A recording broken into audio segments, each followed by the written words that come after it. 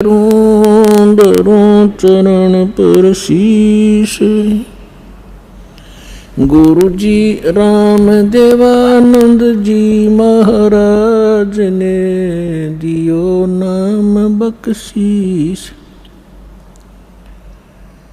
कोटि कोटि सिजदा करूं, कोटि कोटि प्रणाम। चरण कमल में राखियो में बांधी जाम गुलाम।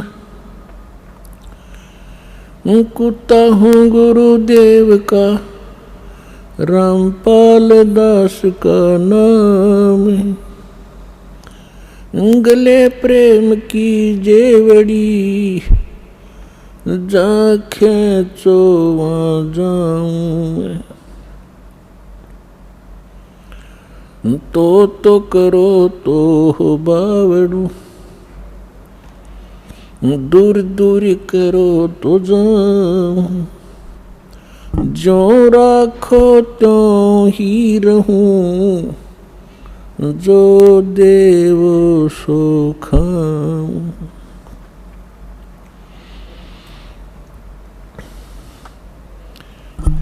परम पिता परमात्मा पूर्ण ब्रह्म सर्वश्रेष्ठी रचनार कबीर देव कबीर साहिब कबीर परमेश्वर जी की असीम रजा से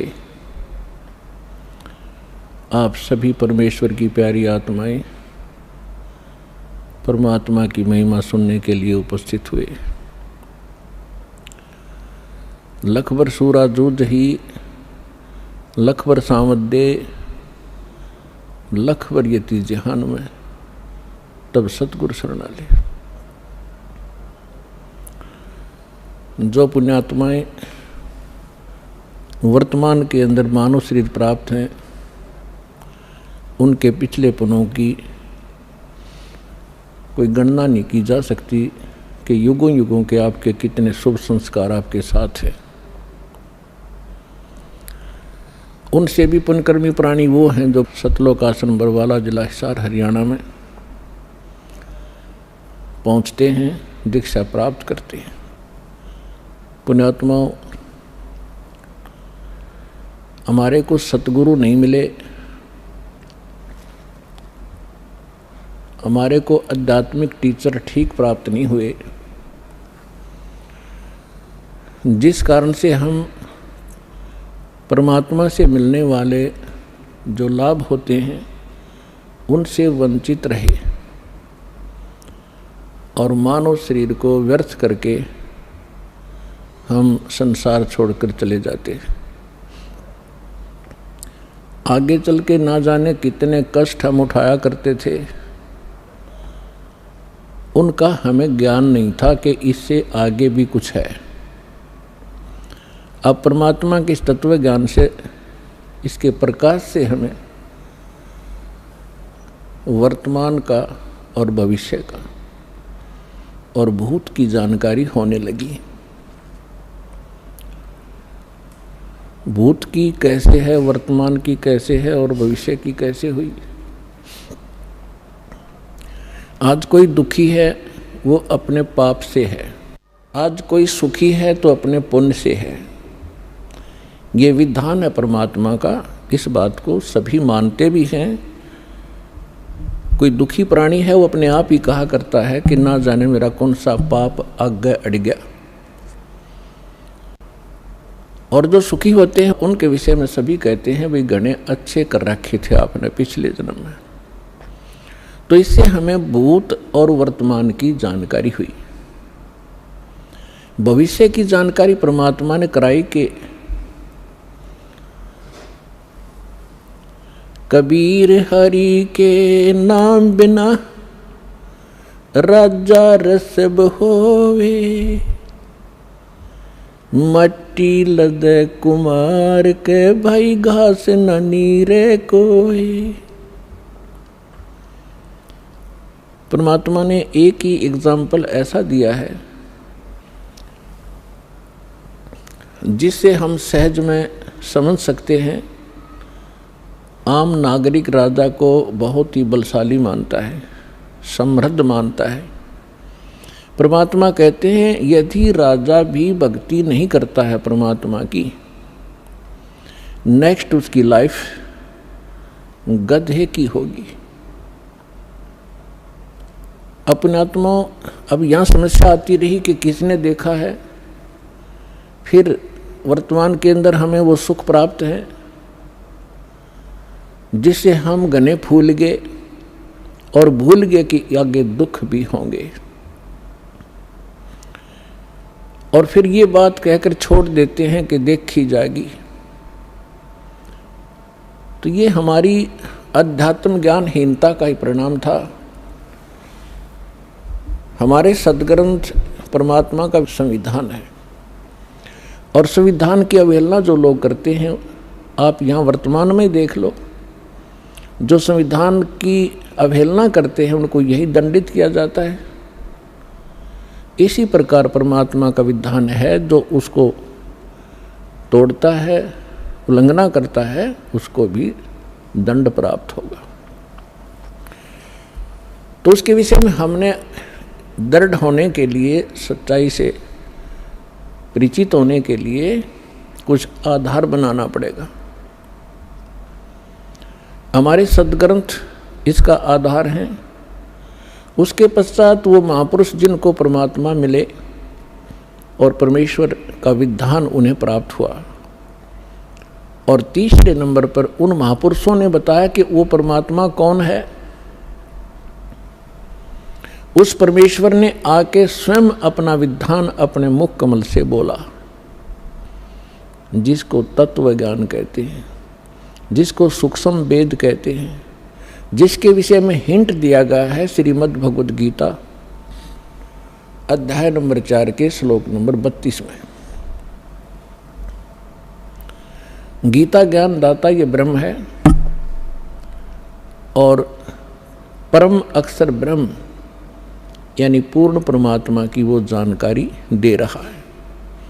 अपने स्तर का वो ज्ञान श्रीमद् भगवद गीता में अर्जुन को बता ही रहा है।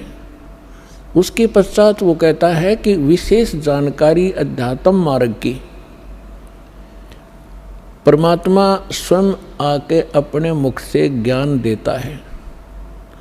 उस परमात्मा के मुख से उच्चरित वाणी को तत्व ज्ञान कहते हैं। उसके अंदर धार्मिक यज्ञों की, धार्मिक अनुष्ठानों की जानकारी विस्तार से कही गई है। और चौथे अध्याय के 34वें श्लोक में गीता ज्ञानदाता कहता है कि उस तत्व ज्ञान को तू तत्वदर्शी संतों के पास जाकर समझ।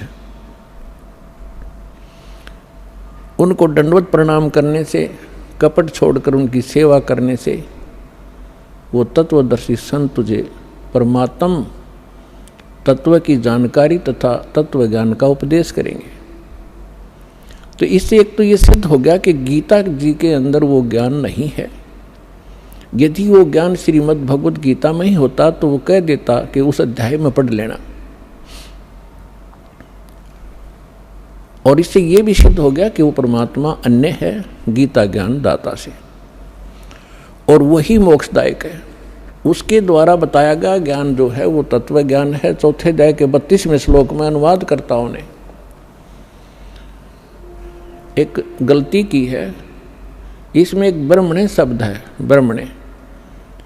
इन्होंने ब्रह्मणे शब्द का अर्थ कर दिया वेद, और यही ब्रह्मणे शब्द है गीता अध्याय नंबर 17 के श्लोक नंबर 23 में। वह इन्हीं अनुवादकर्ताओं ने ब्रह्मणे का अर्थ किया है सच्चिदानंद घन ब्रह्म, यानी परम अक्षर ब्रह्म, जिसके विषय में गीता अध्याय नंबर 7 के श्लोक नंबर 29 में गीता ज्ञानदाता कहता है कि जो उस तत्ब्रह्म से, सारे अध्यात्म ज्ञान से और सभी कर्मों से परिचित हो जाता है, वो व्यक्ति केवल जरा और मरण से ही छूटने के लिए प्रयत्न करता है। यानी जरा माने वृद्धावस्था का कष्ट, मरण माने मृत्यु, अर्थात जो यहाँ से जन्म मरण के कष्ट से छूटने के लिए साधना करता है, संसार की कुछ इच्छा नहीं रखता है, वो उस तत्ब्रह्म से परिचित हो चुका है, सारे अध्यात्म ज्ञान से परिचित है और सभी कर्मों से परिचित है। अर्जुन ने 8वें अध्याय के प्रथम मंत्र में पूछा, फिर वो किम तत्ब्रह्म, वो तत्ब्रह्म क्या है? गीता ज्ञानदाता ने 8वें अध्याय के 3रे श्लोक में बताया कि वो परम अक्षर ब्रह्म है, यानी गीता ज्ञानदाता से अन्य है वो। तो हमने अपने इस अध्यात्म मार्ग में आगे बढ़ने के लिए कुछ आधार बनाना पड़ेगा। अब तक हम जिस भी संत या पंथ में गए या उनका कोई अनुभव हमने पढ़ा, उनके तकरीबन विचार भिन्न मिलते हैं, उनकी साधनाओं में बहुत अंतर मिलता। तो गीता अध्याय नंबर 2 के श्लोक नंबर 53 में कहा कि अर्जुन, जिस समय तेरी बुद्धि भ्रमित करने वाले भिन्न भिन्न प्रकार के वचनों से हटकर एक परमात्म ज्ञान पर स्थिर हो जाएगी, तब तू योगी बनेगा। योगी माने भक्त। तब तो तू भगत का होगा, नहीं तो कोई भी जहाँ भी आप जाते हो आपको तत्व ज्ञान है नहीं। कोई भी सिरफिरा आपको दो अटपट करके वहाँ से डिगा देता है, आपको सुमार्ग से विचलित करके कुमार्ग पर खींच ले जाता है। और जिस समय आप इस तत्व ज्ञान से दृढ़ हो जाओगे, तो यहाँ पर ब्रह्मा विष्णु महेश आ जाइए आपके सामने, आप ज्ञान में डगमग नहीं हो सकते, उनको विचलित कर दोगे। ये ऐसा ज्ञान है।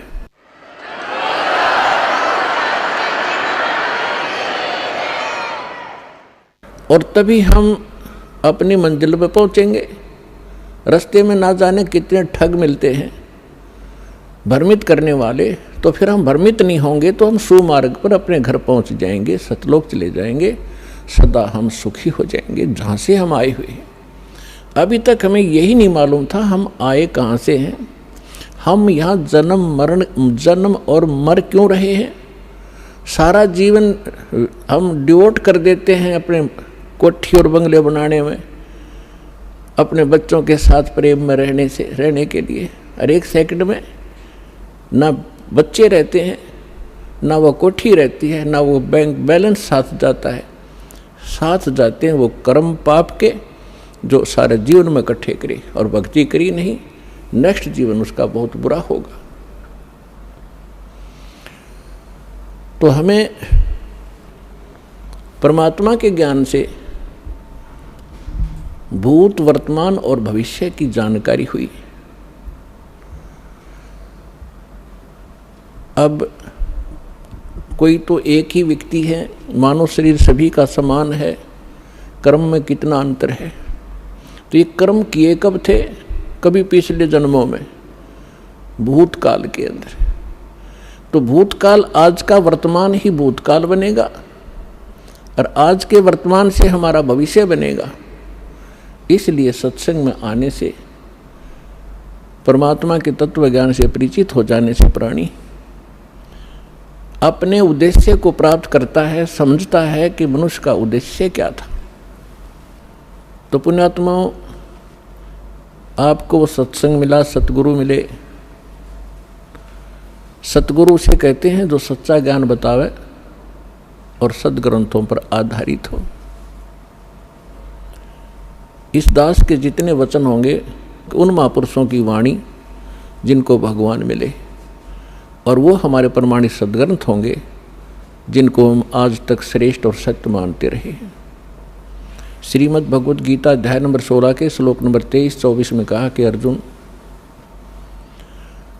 शास्त्र विधि को त्याग कर जो मनमाना आचरण करते हैं उनको न तो कोई सुख होता है, न कोई सिद्धि प्राप्त होती है, और न उनको कोई गति प्राप्त होती है। और हम इन तीन वस्तुओं के लिए ही भक्ति करते हैं, मोक्ष हो, संसार में हम सुखी रहें, और हमें कुछ सिद्धि प्राप्त हो। सिद्धि माने हमारे कार्य सिद्ध हों। और सत भक्ति के अंदर ये सिद्धियाँ आ जाती हैं जिन सिद्धियों के आधार से एकाध सिद्धि को प्राप्त करके ये ऋषिजन हमें अपने पीछे लगाए रहा करते थे, तो हमने उन सिद्धियों का प्रयोग नहीं करना, वो आपके इस जीवन काल में ऑटोमेटिकली काम करते रहेंगे। आपके कार्य सिद्ध होंगे, आप पर आने वाली जो बला टलेंगी वो भक्ति की सिद्धि से ही होता है। तो पुण्यात्माओं, सत्संग में आने से प्राणी को ज्ञान होता है परमात्मा का विधान सुनने से। मानुष जन्म दुर्लभ है, ये मिले न बारंबार, जैसे तरवर से पत्ता टूट गिरे, वो बहोर न लगता डार। मानुष जन्म पाके जो नहीं रट हरि नाम, जैसे कुआ जल बिना फिर बनवाया क्या काम। कबीर राम रटत कोड़ी भलो, चू चू पड़े जो चाम, वो सुंदर शरीर किस काम का, भाई जा मुख नाही नाम। कबीर जिव्या तो वाहे भली, जो रटे हरि नाम, नहीं तो काट के फेंक दियो, मुख में बलो ना चाम। परमात्मा की जानकारी, मनुष्य जीवन का उद्देश्य सत्संग से ज्ञान होता है। और अभी तक हमें सत्संग मिला नहीं। जिन महापुरुषों को हम विद्वान मानते थे, उनको अध्यात्म मार्ग का कुछ भी ज्ञान नहीं था। वो केवल संस्कृत भाषा जानते थे। उसके विषय में सूक्ष्म वेद में कहा कि भेड़ पूछ को पंडित पकड़े, भेड़ पूछ को पंडित पकड़े, ये भादो नदी विहंगा, गरीबदास व भवजल डूबे, जिन नहीं साध सत्संगा। परमेश्वर कबीर साहब कहते हैं, कबीर इस संसार को समझाऊं कै बार, और पूछ पकड़ के भेड़ की, ये उतरा चाव पार। जैसे भादों के अंदर बहुत वर्षा हुआ करती है, दरिया अपनी फुल स्विम पर बहकर चलती है, किनारों को छूता हुआ भयंकर जल चलता है, तेज बहाव होता है। उस दरिया को पार करने के लिए यदि कोई ये कहे कि भेड़ की पूंछ पकड़ दे, ये तुझे परले पार कर देगी, और उस व्यक्ति को जान के कोई भेड़ की पूंछ पकड़ कर दरिया में चले जाता है, तो अंडरस्टूड है उसके साथ के बनेगी। तो यहाँ परमात्मा कहते हैं, कबीर इस संसार ने समझाऊं कै बार, और पूछ पकड़ के भेड़ की, ये उतरा चाव पार। इसी बात को आदरणीय गरीबदास साहिब जी जो परमात्मा से परिचित हुए, सचखंड देखा, सतलोक गए, फिर वापस आए, परमात्मा से प्राप्त उस तत्व ज्ञान के आधार से कहते हैं कि भेड़ पूछ को पंडित पकड़े, ये भादो नदी विहंगा, गरीबदास व भवजल डूबे, जिन नहीं साध सत्संगा। जिनको संत का सत्संग नहीं मिला, वो इस भवजल रूपी दरिया के अंदर डूब जाते हैं। और जो साधनाएं आप कर रहे थे, वो भेड़ की पूंछ पकड़ा रखी थी, श्राद्ध निकाल दो, 13वीं कर लो, फिर फूल चुग लो, इससे काम लगा रखे थे हम। भक्ति के आसपास भी नहीं पहुंचे थे, कहीं नामो निशान नहीं था भक्ति का। फिर कोई ज़्यादा ही श्रेष्ठ समझते थे, हरे राम हरे कृष्ण, सीताराम राधे श्याम, राधे राधे श्याम मिला दे, ये गीत गाते रहे। इससे भी कोई ज़्यादा ऊंचे उठे, वो कहते हैं ओम नाम सबसे बड़ा, इससे बड़ा ना कोई, ओम नाम का जाप करे शुद्धात्मा होए। तो ये अधूरा ज्ञान था, यह भेड़ की पूंछ थी। हमने जाना है सत्यलोक में, जहाँ हम पहले रहा करते थे, और जहाँ हमें सर्व सुख प्राप्त होगा, जिसकी खोज हम यहाँ कर रहे हैं इस गंदे लोक में। इस पृथ्वी पर और काल ब्रह्म, जिसका ओम नाम है, ये ब्रह्म है। इससे ऊपर दो शक्तियाँ और हैं ब्रह्म से ऊपर, एक पर ब्रह्म, एक परम अक्षर ब्रह्म। इन्हीं को अन्य शब्दों में कहते हैं, जैसे ब्रह्म को कहते हैं सरपुरुष या सरब्रह्म। श्रीमद् भगवद गीता अध्याय नंबर 15 के श्लोक 16 और 17 में इन तीन पुरुषों की, तीन प्रभुओं की जानकारी है। हमारे जो गुरु थे, हमारे ऋषि महर्षि थे, ये हमारे सदग्रंथों अपने सिलेबस से परिचित नहीं थे। ये खाक टीचर थे। जो टीचर अपने सिलेबस से परिचित नहीं है वो टीचर नहीं है। वो लोक वेद सुनाया करते थे, और जिस आधार से हमने, हमारे पूर्वजों ने जीवन नाश कर दिए, आज वो पशु पक्षी भूत योनियों में भोग रहे हैं। और अब उनको राहत दिलाने के लिए कहते हैं श्राद्ध निकाल दो, फलान कर दो। अब वो मनमाना गधा बन रहा हो और यहाँ उसके श्राद्ध निकाल रहे हैं। ये कोई बात हुई? हम शाने नहीं थे, हमें ज्ञान नहीं था, तो परमात्मा ने दया बख्शी है, आपको शिक्षित किया, और शिक्षित करके फिर दास को इस ज्ञान से युक्त किया। उससे पहले आपके लिए ये इंस्ट्रूमेंट बनवाए ताकि ये बच्चे घर बैठे समझ सकें, सदग्रंथों को रूबरू कर किया जाए। अभी तक हम शिक्षित ना होने से एक सिरफरा 4 वाणी 4 श्लोक गीता या वेद के घोट लेता, हम उसके मुंह की तरफ देखते रहते, बड़ा विद्वान है, वाह भाई वाह, बड़े संस्कार जानता है। भाषा का अलग चीज है, अध्यात्म का जानना ये विशेष ज्ञान है। तो जो प्रश्न चल रहा था कि जब तक हम अपने सदग्रंथों से परिचित नहीं होंगे तब तक हमें विश्वास नहीं होगा कि सचमुच हम जो सुना करते थे वो सत्य था या असत्य था। क्योंकि आज हम शिक्षित हैं, सदग्रंथ हमारे पास हैं, जिनके ऊपर आज तक हम लाखों वर्षों से आधारित रहे हैं, और आज वही हमें क्या संदेश दे रहे हैं तो एक मिनट में समझ जाओगे, क्योंकि परमात्मा ने आपको शिक्षित बनाया है। तो यहाँ समस्या हमारे सामने यही अड़ी रही कि हम स्वयं परमात्मा के ज्ञान से परिचित न होने से ऐसे ही भटकते रहे, किसी ने जो मार्ग दिया उसी को हम जाप करने लगे। तो यहाँ 3 पुरुष हैं, एक सरपुरुष, सरब्रह्म भी कहते हैं इसी को, दूसरे शब्दों में इसको ईश कहते हैं। ईश, ईश्वर, परमेश्वर, ये 3 अलग अलग प्रभुओं की जानकारी है। ब्रह्म, परब्रह्म, परम अक्षर ब्रह्म, इन्हीं को अन्य शब्दों में सरपुरुष, अक्षर पुरुष, परम अक्षर पुरुष या परम अक्षर ब्रह्म कहो। जो तीसरे नंबर का परमात्मा है वो है सबके लिए पूज्य इष्ट रूप में। और बाकी जितने भी ये प्रभु हैं, स्वामी हैं, पहले आपको थोड़ा सा डेफिनेशन ऑफ गॉड बताएंगे कि परमात्मा की परिभाषा क्या है। हम जैसे गणेश जी को भी देव कहते हैं, गणेश देव, ब्रह्मा जी को भी हम भगवान कहते हैं, विष्णु जी को भी भगवान कहते हैं, शंकर जी को भी हम देव कहते हैं, महादेव कहते हैं। फिर ब्रह्म को भी हम भगवान कहते हैं, जिसको निराकार निर्गुण कहा करते थे हमारे गुरु। तो ये सभी प्रभु हैं, ये सभी स्वामी हैं। जैसे एक तहसीलदार जी को भी साहब कहते हैं, एक डिप्टी कमिश्नर को भी साहब कहा जाता है, कमिश्नर भी साहब कहलाता है, और मंत्री जी को भी साहब कहते हैं, मुख्यमंत्री जी को भी हम साहब कहते हैं, प्रधानमंत्री जी भी साहब कहलाते हैं, और राष्ट्रपति जी भी को भी हम साहब ही कहते हैं।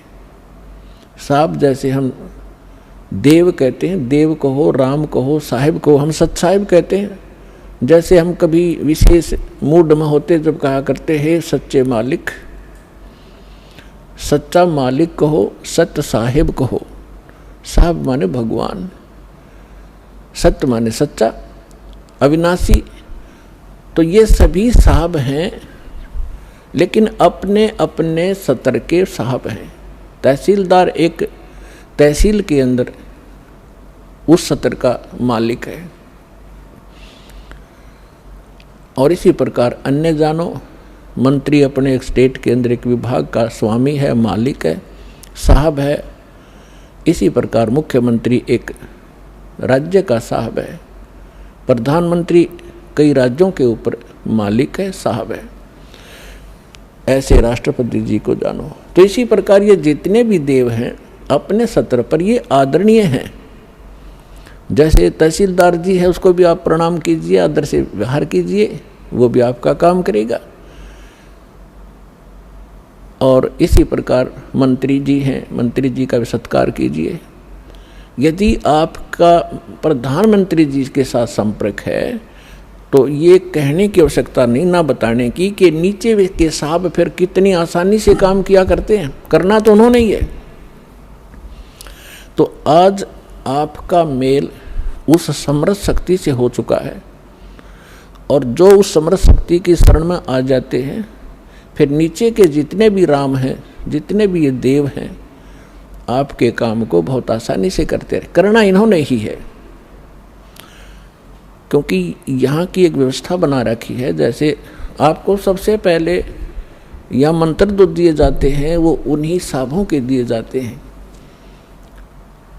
इस स्टेट के साहब हैं ये। इसके साथ साथ आपको उस परम पिता परमात्मा की भी भक्ति दी जाती है, जिसके साथ होने से ये साहब आपको बहुत आसानी से लाभ देते हैं। इनके ये मूल मंत्र हैं, ये इनकी पूजा नहीं है। यहाँ भ्रमित कर देते हैं ये सिर्फ कुछ जो 100, 200, 1000, 2000 को पीछे लगा रहे हैं नकली संत, और विशेषकर ये कबीरपंथी या राधा स्वामी धन धन सतगुरु वाले, ये क्या भ्रमित करते हैं कि देखो ये तो देवताओं की पूजा कराता है, ये तो प्रथम मंत्र ही देवताओं के देता है, और बात करता सतलोक और सचखंड की। तो इसलिए प्रत्येक सत्संग में हम नहीं बता पाते, क्योंकि पूरे वर्ष के अंदर हमने सिलेबस कवर करना होता है।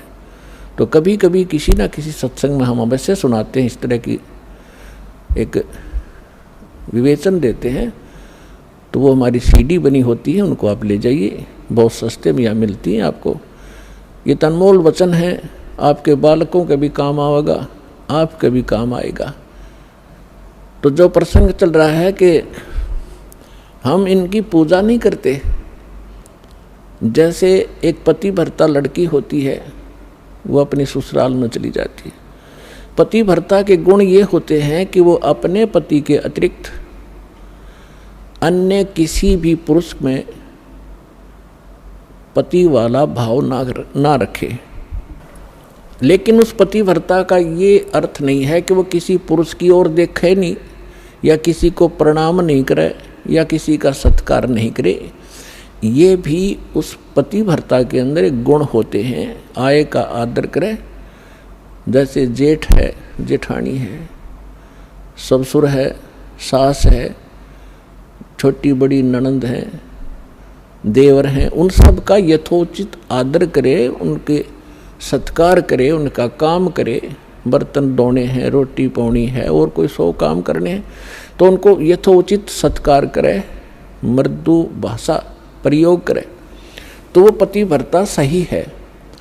और दूसरे शब्दों में वो पतिव्रता ठीक है, अपने पति के अतिरिक्त अन्य से 16 माथे ना बोले, तो वह पतिव्रता नहीं, वह कड़ियारी है, क्योंकि वो सारे घर में झगड़ा करवा देगी। तो इसलिए हम भगत भी तभी होंगे और पतिव्रता पद पर तभी चलेंगे जब हम सभी जितनी भी शक्तियां हैं उनका यथोचित आदर करेंगे। तो पतिव्रता पत्नी जब लड़की अपने सह परिवार में रहती है, ज्वाइंट फैमिली में, तो तब तक वो इतना अच्छा व्यवहार करती है, सबके साथ मेल रखती है, देवर के बच्चों को भी अपने जैसा समझती है, जेठ के बच्चों को भी अपने जैसा समझती है। उनको ऐसा नहीं लगता कि जैसे हम पराये से हों, लेकिन उसका जो भाव है अंदर से वो अपने पति के साथ होता है। और उसका पता उसको तब चलेगा जब वो डिवाइड होंगे, भिन्न भिन्न होंगे भाई, तो तब पता चलेगा उसकी आस्था किसमें थी। अपने हिस्से के सारे कटोरी गिलास चम्मच तक उठा ले जाएगी, अपने मकान में धर लेगी, एक चम्मच भी ना छोड़े दूसरों की ओर, और अपने पति के साथ चली जाती है। तो उस समय उस पतिव्रता का पता चला वह पूजा किसकी करे थी। तो इसी प्रकार हम यहाँ एक सह परिवार है हमारा, ये ब्रह्मा विष्णु महेश ये देव हैं और यहाँ के अधिकारी हैं। ये एक विभागीय मिनिस्टर हैं इस एक ब्रह्मांड के अंदर। ब्रह्मा जी रजोगुण विभाग के, विष्णु जी सतोगुण विभाग के और शंकर जी तमोगुण विभाग के। और इन अन्य जो देव हैं जैसे गणेश जी हैं, दुर्गा जी है, इनके भी हमारे इस अध्यात्म मार्ग में बहुत सहयोग है। अब इनका जैसे हमने अपने सतलोक जाना है, सब लोग जाना है, जैसे हम विदेश गए हों और हमने अपने देश में आना है और वहाँ हम कोई ऐसा बिजनेस व्यापार कर रहे थे, किसी कारण से हमारा वहाँ नुकसान हो गया, बिजली का कनेक्शन कट गया, टेलीफोन सुविधा बंद होगी, गैस की बंद होगी, तो हम कंगाल हो गए। असुविधाएं हमारे सब सुविधाएं समाप्त हुई, हम महादुखी हुए। और वहाँ से आप निकल नहीं सकते जब तक उनका सारा लोन क्लियर नहीं कर दोगे, आने नहीं देंगे, आपको नो ड्यू सर्टिफिकेट नहीं मिलेगा।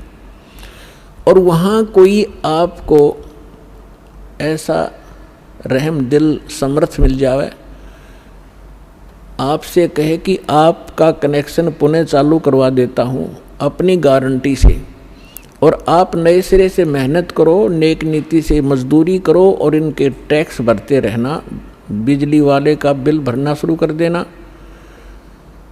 टेलीफोन वाले का कनेक्शन करवा देता है और उसका मेहनत मजदूरी करके अपना बिल भरना शुरू करो। वो सुविधाएं प्रारंभ हो जाएंगी और फिर से वो धनी हो करके और सब कर्जे से मुक्त हो करके और बची हुए धन को साथ लेकर के स्वदेश आ सकता है। ठीक इसी प्रकार हम इस काल के लोक में बहुत बड़ी पूंजी लेकर आए थे। हम बहुत बड़े साहूकार के बेटे थे, बेटियां थी सतलोक के अंदर। हम अपनी गलती से उस पूंजी समेत, अपने पुनों समेत इसके साथ आ गए। ये एक बहुत छलिया यहाँ का मालिक है, ये सारे काम छल से करता है और आपकी ही मजदूरी से कुछ टैक्स लेकर अपने 21 ब्रह्मांड को चला रहा है। कबीर साहब कहते हैं, मेरे हंसा भाई अंश रूप था जब तू आया। जब तू वहाँ से आया ना हमारे पास से, एक बहुत पवित्र आत्मा थी, कोई विकार नहीं था, तेरे पास आध्यात्मिक धन परिपूर्ण था। आज तू बिल्कुल खाली हो चुका है और गधे तक की योनि में जा चुका है पुनों के अभाव से। तो उन पुनों को पुनः प्राप्त करेंगे हम, उतने ही भक्ति युक्त होंगे जितने हम प्रारंभ में थे। तभी हम स्वदेश जा सकते हैं। बीच में हमने यहाँ से जाने का टैक्स भी देना है, किराया भी देना। जैसे जहाज से आते हैं तो वो किराया भी देना होता है और फिर पूंजी उससे अलग होती है। इसी प्रकार आपको ऐसी साधनाएं दी जा रही हैं परमात्मा ने, जो वास्तविक भक्ति थी वह अभी तक छुपा रखी थी, क्योंकि हम समझण योग्य नहीं हुए थे। और यदि आज से पहले परमात्मा ये मंत्र डिस्क्लोज कर देते तो ये नकली पंथ जो काल न चलवा रखे हैं, इनके पास भी वो मंत्र होते और यही ज्ञान होता। और वो अधिकारी थे नहीं, अधिकारी के बगैर कोई काम सफल नहीं हो सकता। जैसे एक पासपोर्ट बनवाते हैं, पासपोर्ट भी यदि अधिकारी से बना हुआ होगा तो आगे चलेगा, नहीं तो जब समय आने पर उसका पता चलेगा कि पासपोर्ट ही डुप्लीकेट है तो बहुत देर हो चुकी होगी और जेल भी जाना पड़ेगा। तो परमात्मा ने दया बख्शी थी कि ये अभी तक ये मंत्र गुप्त रखे थे। इसके पीछे बहुत बड़ी कहानी है, वो सृष्टि रचना से आपको पता चलेगा, समय आने पर बताएंगे। तो प्रसंग चल रहा है कि परमात्मा ने दया बख्शी आपको। जब 600 वर्ष पहले मालिक आए, परमात्मा वाले ही गुण रखता है। अब जैसे बर्फ के गुण हैं, बर्फ तो बर्फ के गुण ही रखती है, उसको उसके निकट जाओगे तो वैसा ही आभास होगा। इसी प्रकार परमात्मा जो गुण रखता है वो वैसे ही लीला करता है जैसी वो किया करता है।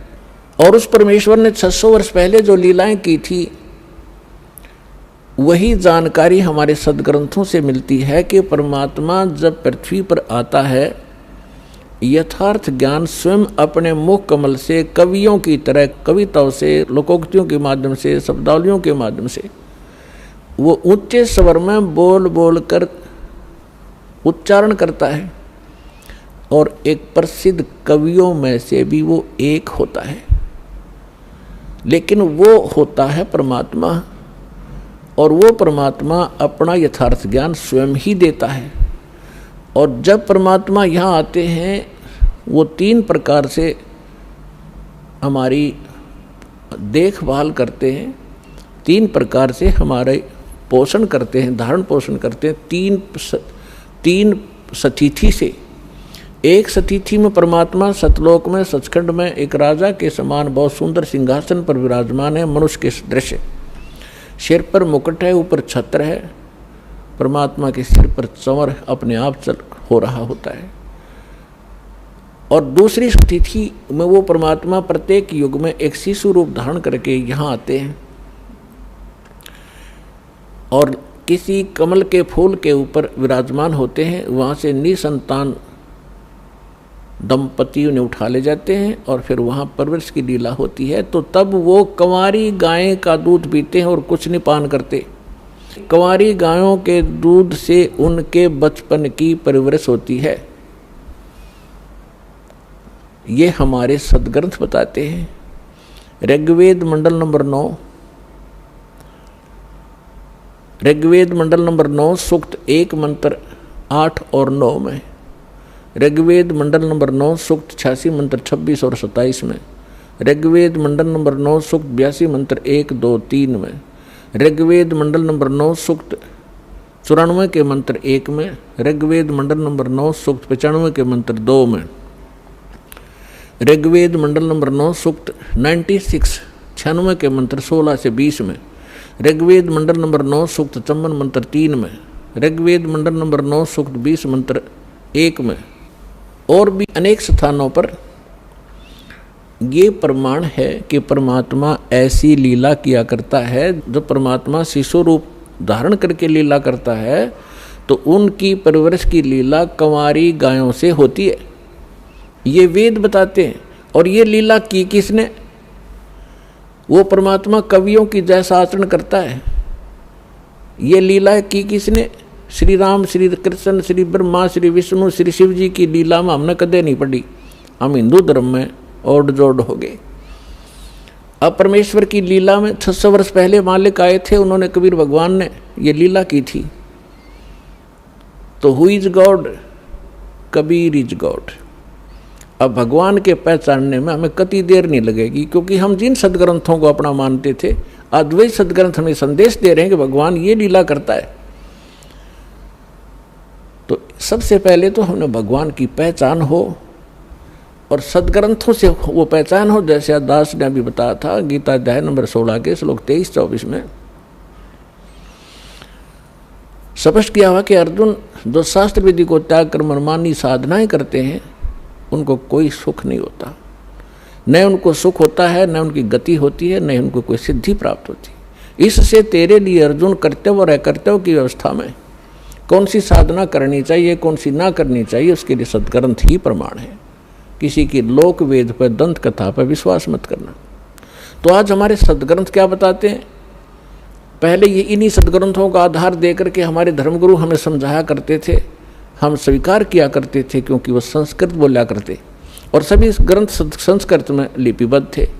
हमने कोई ऑब्जेक्शन नहीं हुआ कि इतना विद्वान व्यक्ति सच्ची कह रहा होगा।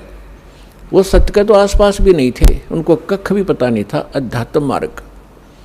आज तक इन ऋषि महर्षियों को, आज तक उन महापुरुषों को छोड़ के जिनको भगवान मिले या परमात्मा के ज्ञान के अतिरिक्त, अब वर्तमान में इस दास के अतिरिक्त इस 21 ब्रह्मांड में कोई अध्यात्म ज्ञान से परिचित नहीं है।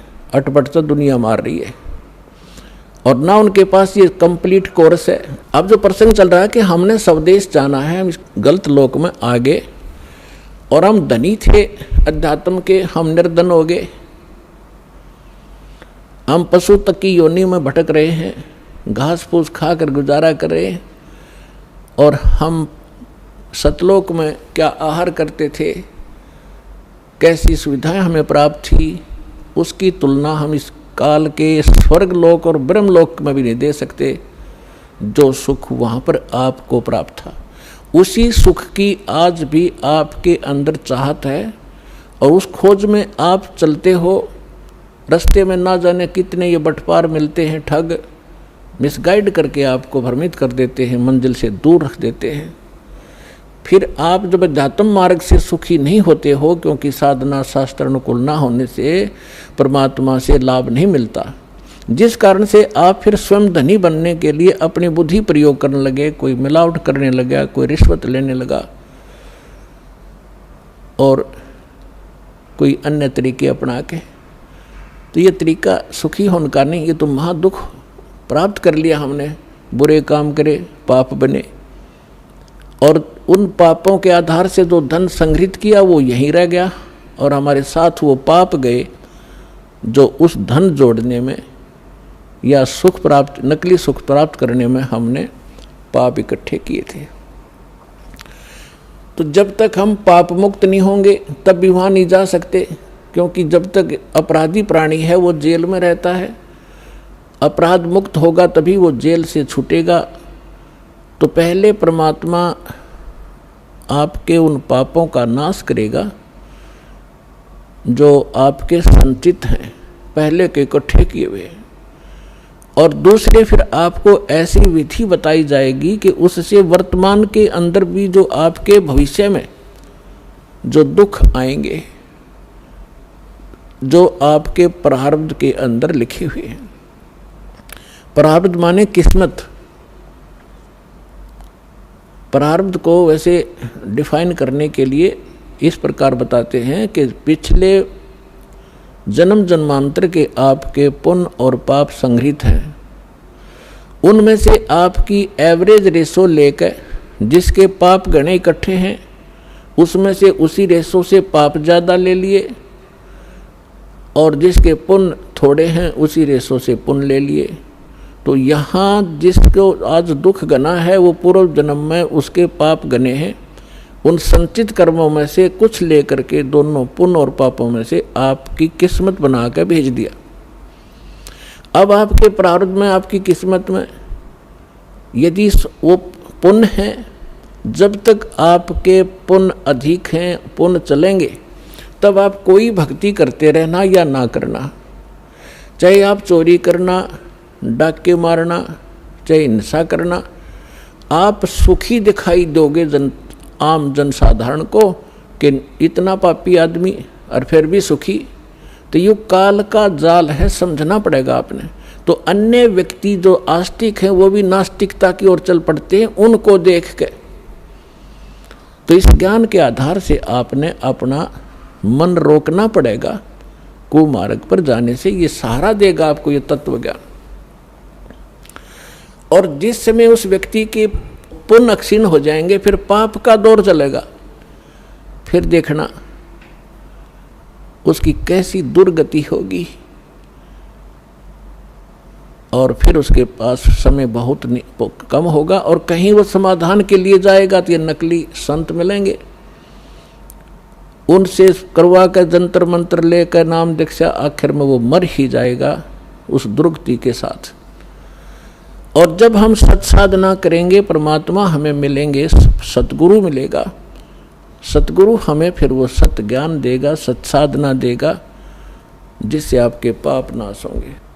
अब आपके प्रारब्ध में जैसे आप दुखी हो तो पाप से हो, सुखी हो पुण्य से हो, अंडरस्टूड है। इस बात को आम व्यक्ति थोड़ा सा भी धार्मिकता के अंदर रुचि रखता है, उसको पता है कि पाप से दुख होता है और पुण्य से सुख होता है यहाँ का। अब जब तक आपके पुण्य चलेंगे तो आप सुखी नजर आओगे, और ये पुण्य पहले की संग्रहित कमाई है आपकी, जैसे इन्वर्टर आज सबके घर हो रहा तकरीबन, नहीं जानकारी ज़रूर है सभी ने। उसके अंदर बैटरियां होती हैं, उनको चार्जर के माध्यम से लाइट में बिजली में लगा कर चार्ज किया जाता है, तो बैटरियों के अंदर वो एनर्जी स्टोर हो जाती है। और फिर बेशक वो इन्वर्टर से चार्जर हटा दिया जाए, फिर भी उन इन्वर्टर से बैटरी बल्ब भी जग रहे होते हैं, ट्यूब भी जग रही होती है, कूलर भी चल रहे होते हैं, वो अपनी सुविधा दे रहा होता है।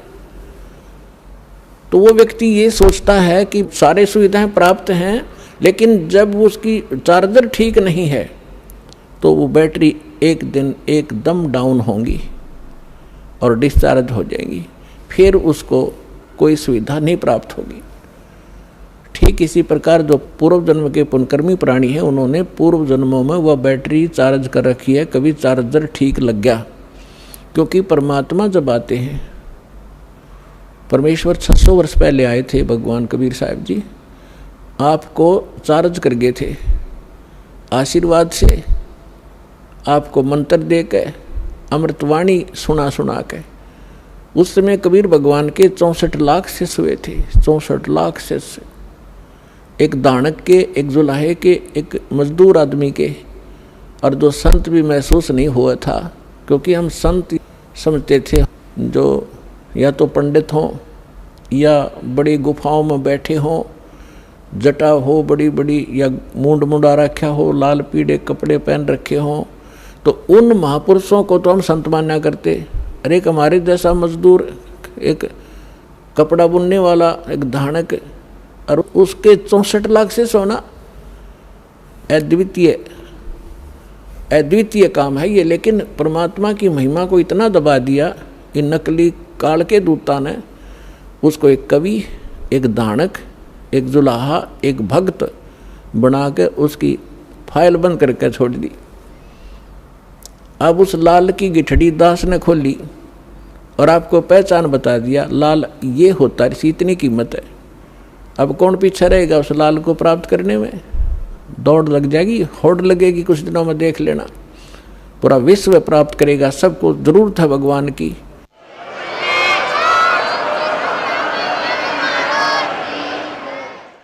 भटक रहे हैं, दुख पा रहे हैं, भक्ति भी कर रहे हैं।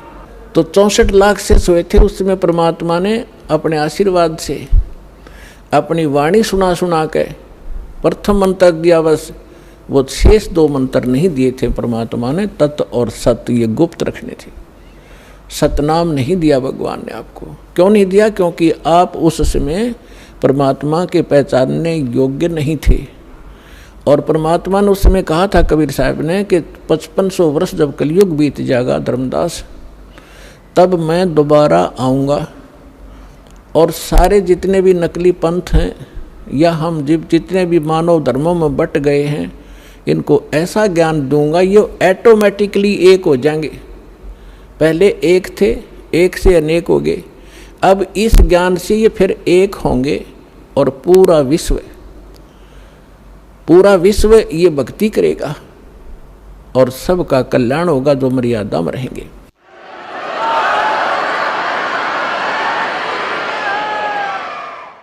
तो अब वो कलयुग का वो आ गया, वो समय निर्धारित जो परमात्मा ने ठीक रखी थी, वो ठीक का समय अब आ चुका है।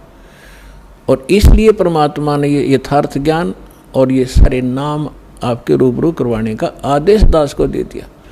तो उस समय परमेश्वर ने आपकी बैटरी चार्ज करी थी और वो बैटरी चार्ज करके आपके अभी तक उसी चार्ज से आपको मनुष्य जीवन प्राप्त होते हुए आ रहे हैं। परमात्मा के विधान में है कि 2 प्रकार से मानव शरीर प्राप्त होता है। एक तो पिछली भक्ति की कमाई से कंटिन्यू आपको 10, 20, 50, 100 मनुष्य जन्म भी हो सकते हैं, इससे अधिक भी हो सकते हैं। वो आपके संग्रहित उस बैटरी चार्ज पर डिपेंड करता है कि किसने कितनी कर रखी है। लेकिन उन मनुष्य जीवन के दौरान यदि सत भक्ति यानी फिर चार्जर नहीं लगा तो फिर कोई लाभ नहीं होगा। फिर 84 लाख योनियों का आपको दंड भोगना पड़ेगा। अब दूसरी प्रकार का जो जन्म होता है वो होता टर्न वाइज। एक नंबर आधार से आपको परमात्मा ने विधान बनाकर छोड़ दिया था इसके लिए कि एक मानव शरीर प्रत्येक जीव को अवश्य प्राप्त होगा। 84 लाख प्रकार के कुत्ते, गधे, सूअर की योनियां भोग के और फिर एक मानव शरीर आप उस प्राणी को अवश्य प्राप्त होता है। तो कुछ तो ऐसे मानव शरीर प्राप्त प्राणी हैं जो टर्न वाइज मानव शरीर प्राप्त है, और एक वो हैं जो पिछले बैटरी चार्ज थी, उस पिछले संस्कारों से मनुष्य जीवन कंटिन्यू आ रहा है आपका। तो जिनका जो पिछले जन्म में मनुष्य से ही मनुष्य जीवन प्राप्त किया है, आज उनके अंदर भक्ति की कसक ज्यों की तो है, और वही पुण्यात्माएं भटक रही हैं भगवान के लिए। तो परमात्मा की चाह में वही चलती हैं, क्योंकि उनके अंदर वो कसक विद्वान रहती है, वो भूल नहीं पड़ती उनको। तो कोई तो बचपन से ही कोई ना कोई व्रत रखने लग जाता है, परंपरागत साधनाएं करते हैं, फिर जैसा भी कोई चलता फिरता भी कोई मार्गदर्शक मिल जाता है वो भी स्वीकार कर लेते हैं। फिर संतों के पास जाते हैं, सुनते हैं कि भाई गुरु बिन मोक्ष नहीं होता। फिर उन संतों के पास भी वही पुण्यात्माएं जो पूर्व जन्म से मानव शरीर से ही आए हैं वही भटक रहे हैं, उनके अंदर चाह है, कसक है भगवान की, वही इन धार्मिक स्थलों पर जा रहे हैं, वही इन नकली संतों का फंस गए। अब ये दो प्रकार से मानव शरीर प्राप्त होता। तो 600 वर्ष पहले आप जी परमात्मा के संपर्क में रहे थे, आपने चार्जर ठीक लगाया था, और उसके कारण आज तक आप मनुष्य शरीर प्राप्त करते हुए आ रहे हो, और आपके अंदर आज भी चाह है भगवान की। तो पीछे आप मानव शरीर से आए हैं। यहाँ थोड़ा सा एक उदाहरण देते हैं। एक कथा आती है अपने पुराणों के अंदर, लेकिन ये जितनी कथाएं हैं ये इनकम्प्लीट हैं, इनको हमारे को कोई सिर पैर इन्होंने बताया नहीं, कथा सुना के छोड़ दी। एक गरुड़ और कागभूषण की कथा आती है। एक दिन गरुड़ जी और कागभूषण जी दोनों इकट्ठे हो गए। गरुड़ भगवान विष्णु का वाहन है और कागभूषण बहुत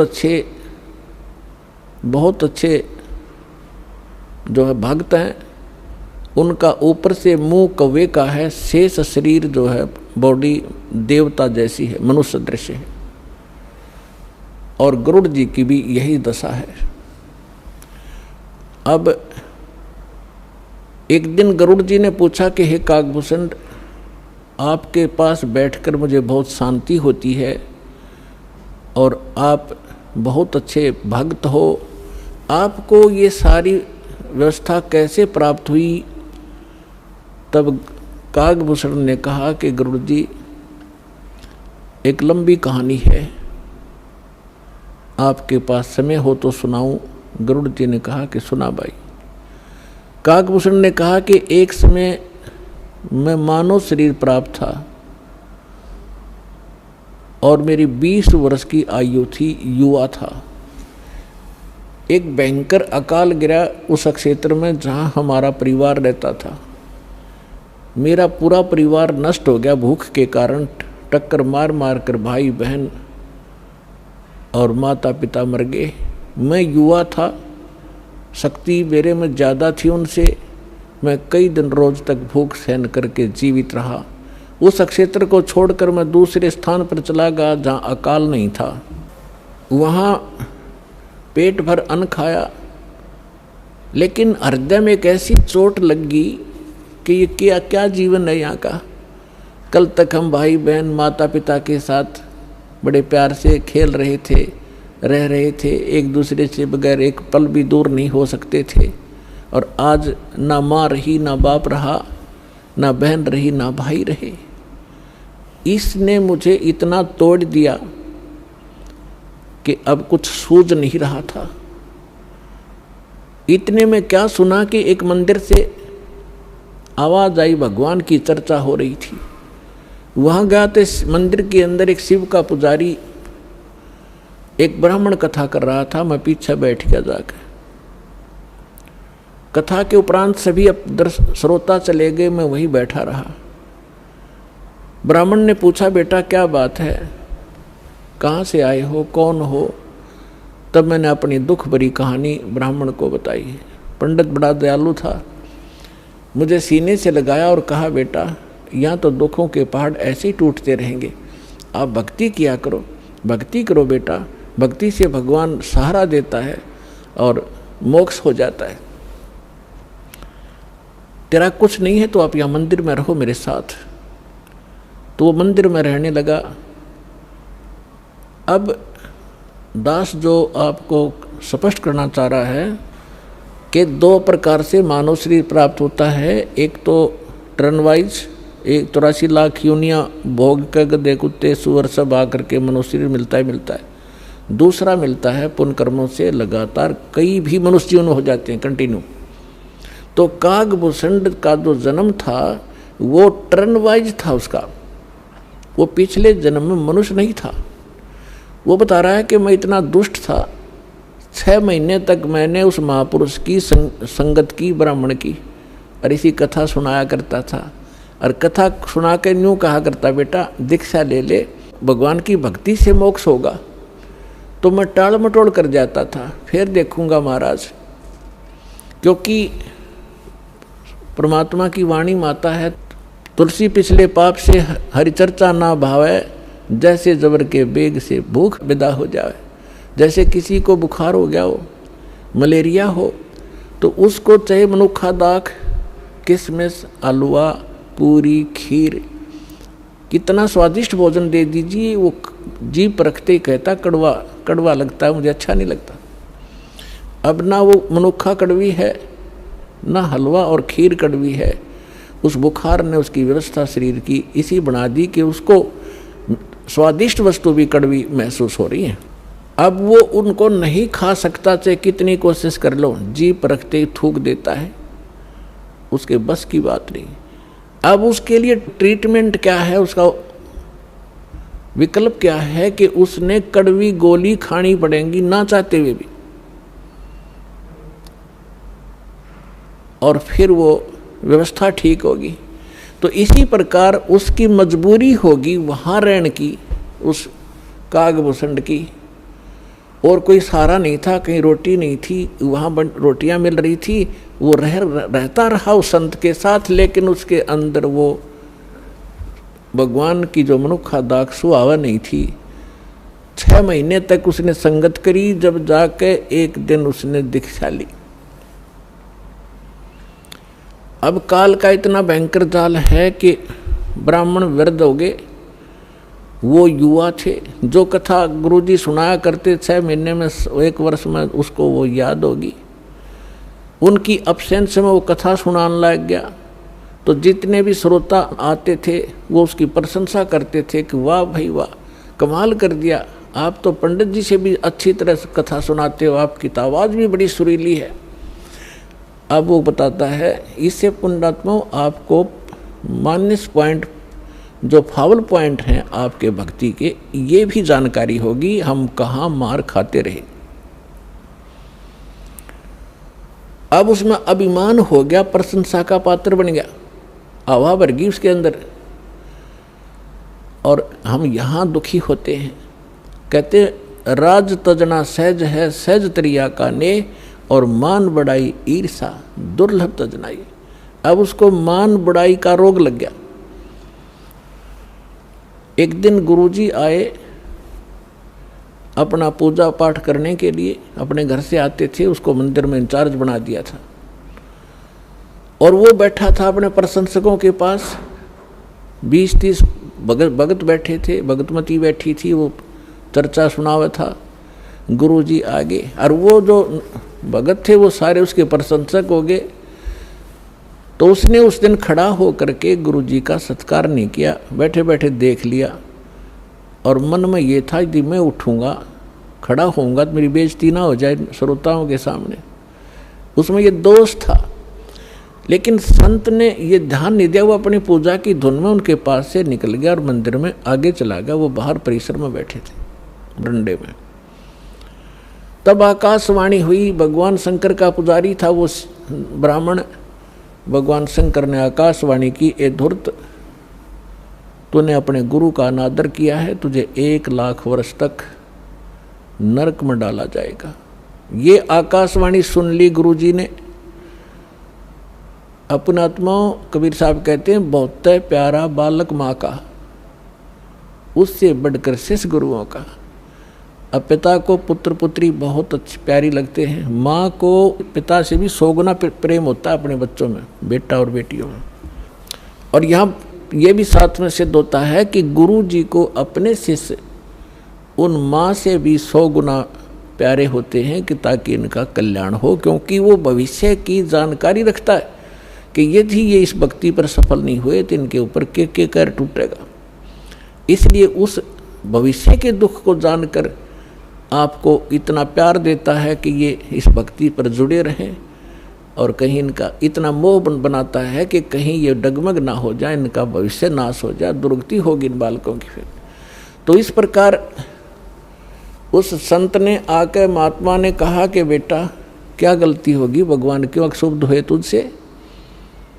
अरे अक्षमा याचना कर भगवान से। आप भी खड़े हो गए और उससे भी कहा, और कहा है भगवान बालक है, भूल पड़ गई होगी, आपका बच्चा है, अक्षमा करो, आप तो दयालु हो, आप तो कृपालु हो, महादेव हो।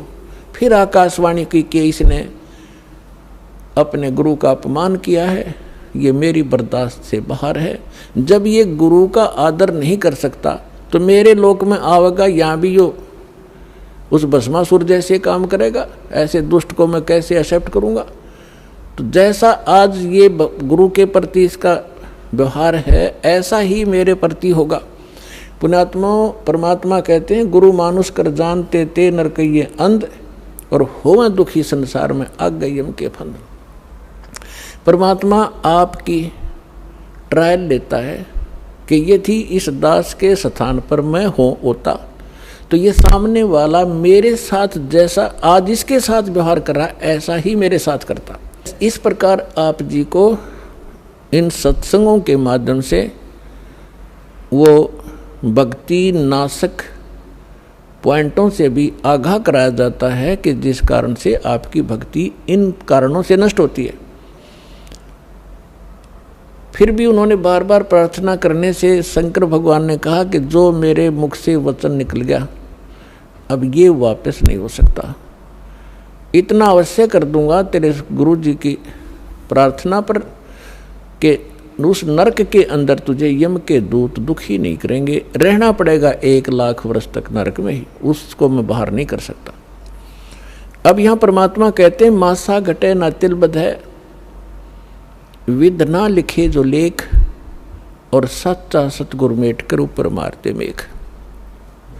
तो ये भगवान केवल उतना ही कर सकते हैं, इससे वो कम और ज़्यादा नहीं कर सकते। जो उनकी किसी भी 3 ताप के कारण या प्रारब्ध के कारण जो भी उनको सुख या दुख है उतना ही मिलेगा। अब जैसे किसी मंत्री का मित्र हो कोई, उसकी सज़ा हो जाती है तो वो मंत्री उस सज़ा से मुक्त नहीं करा सकता, उसको जेल में तो रहना पड़ेगा। लेकिन उस मंत्री के प्रभाव से वहाँ के जेलर और कर्मचारी उसको कष्ट कति नहीं देंगे, ये अंडरस्टूड है। लेकिन रहना पड़ेगा जेल में ही।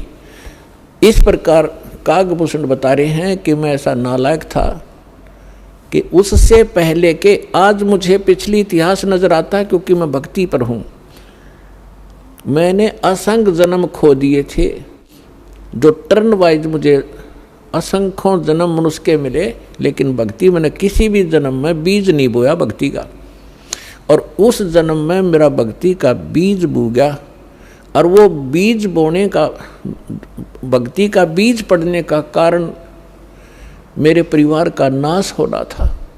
अगर वो परिवार नाश ना होता, वो परिवार के वो तो अक्षेत्र ही नाश हो गया था, तो वो मेरे लिए वरदान सिद्ध हो गया। आज मुझे महसूस हो रहा है वो कष्ट ना आता तो मैं उस जन्म में भी भक्ति नहीं करता, इतना नीच था। अब काकभूषण कहता है उसके बाद मेरा 1 लाख वर्ष के बाद फिर पुनः जन्म हुआ। भक्ति की कसक मेरे अंदर फिर भी बनी रही।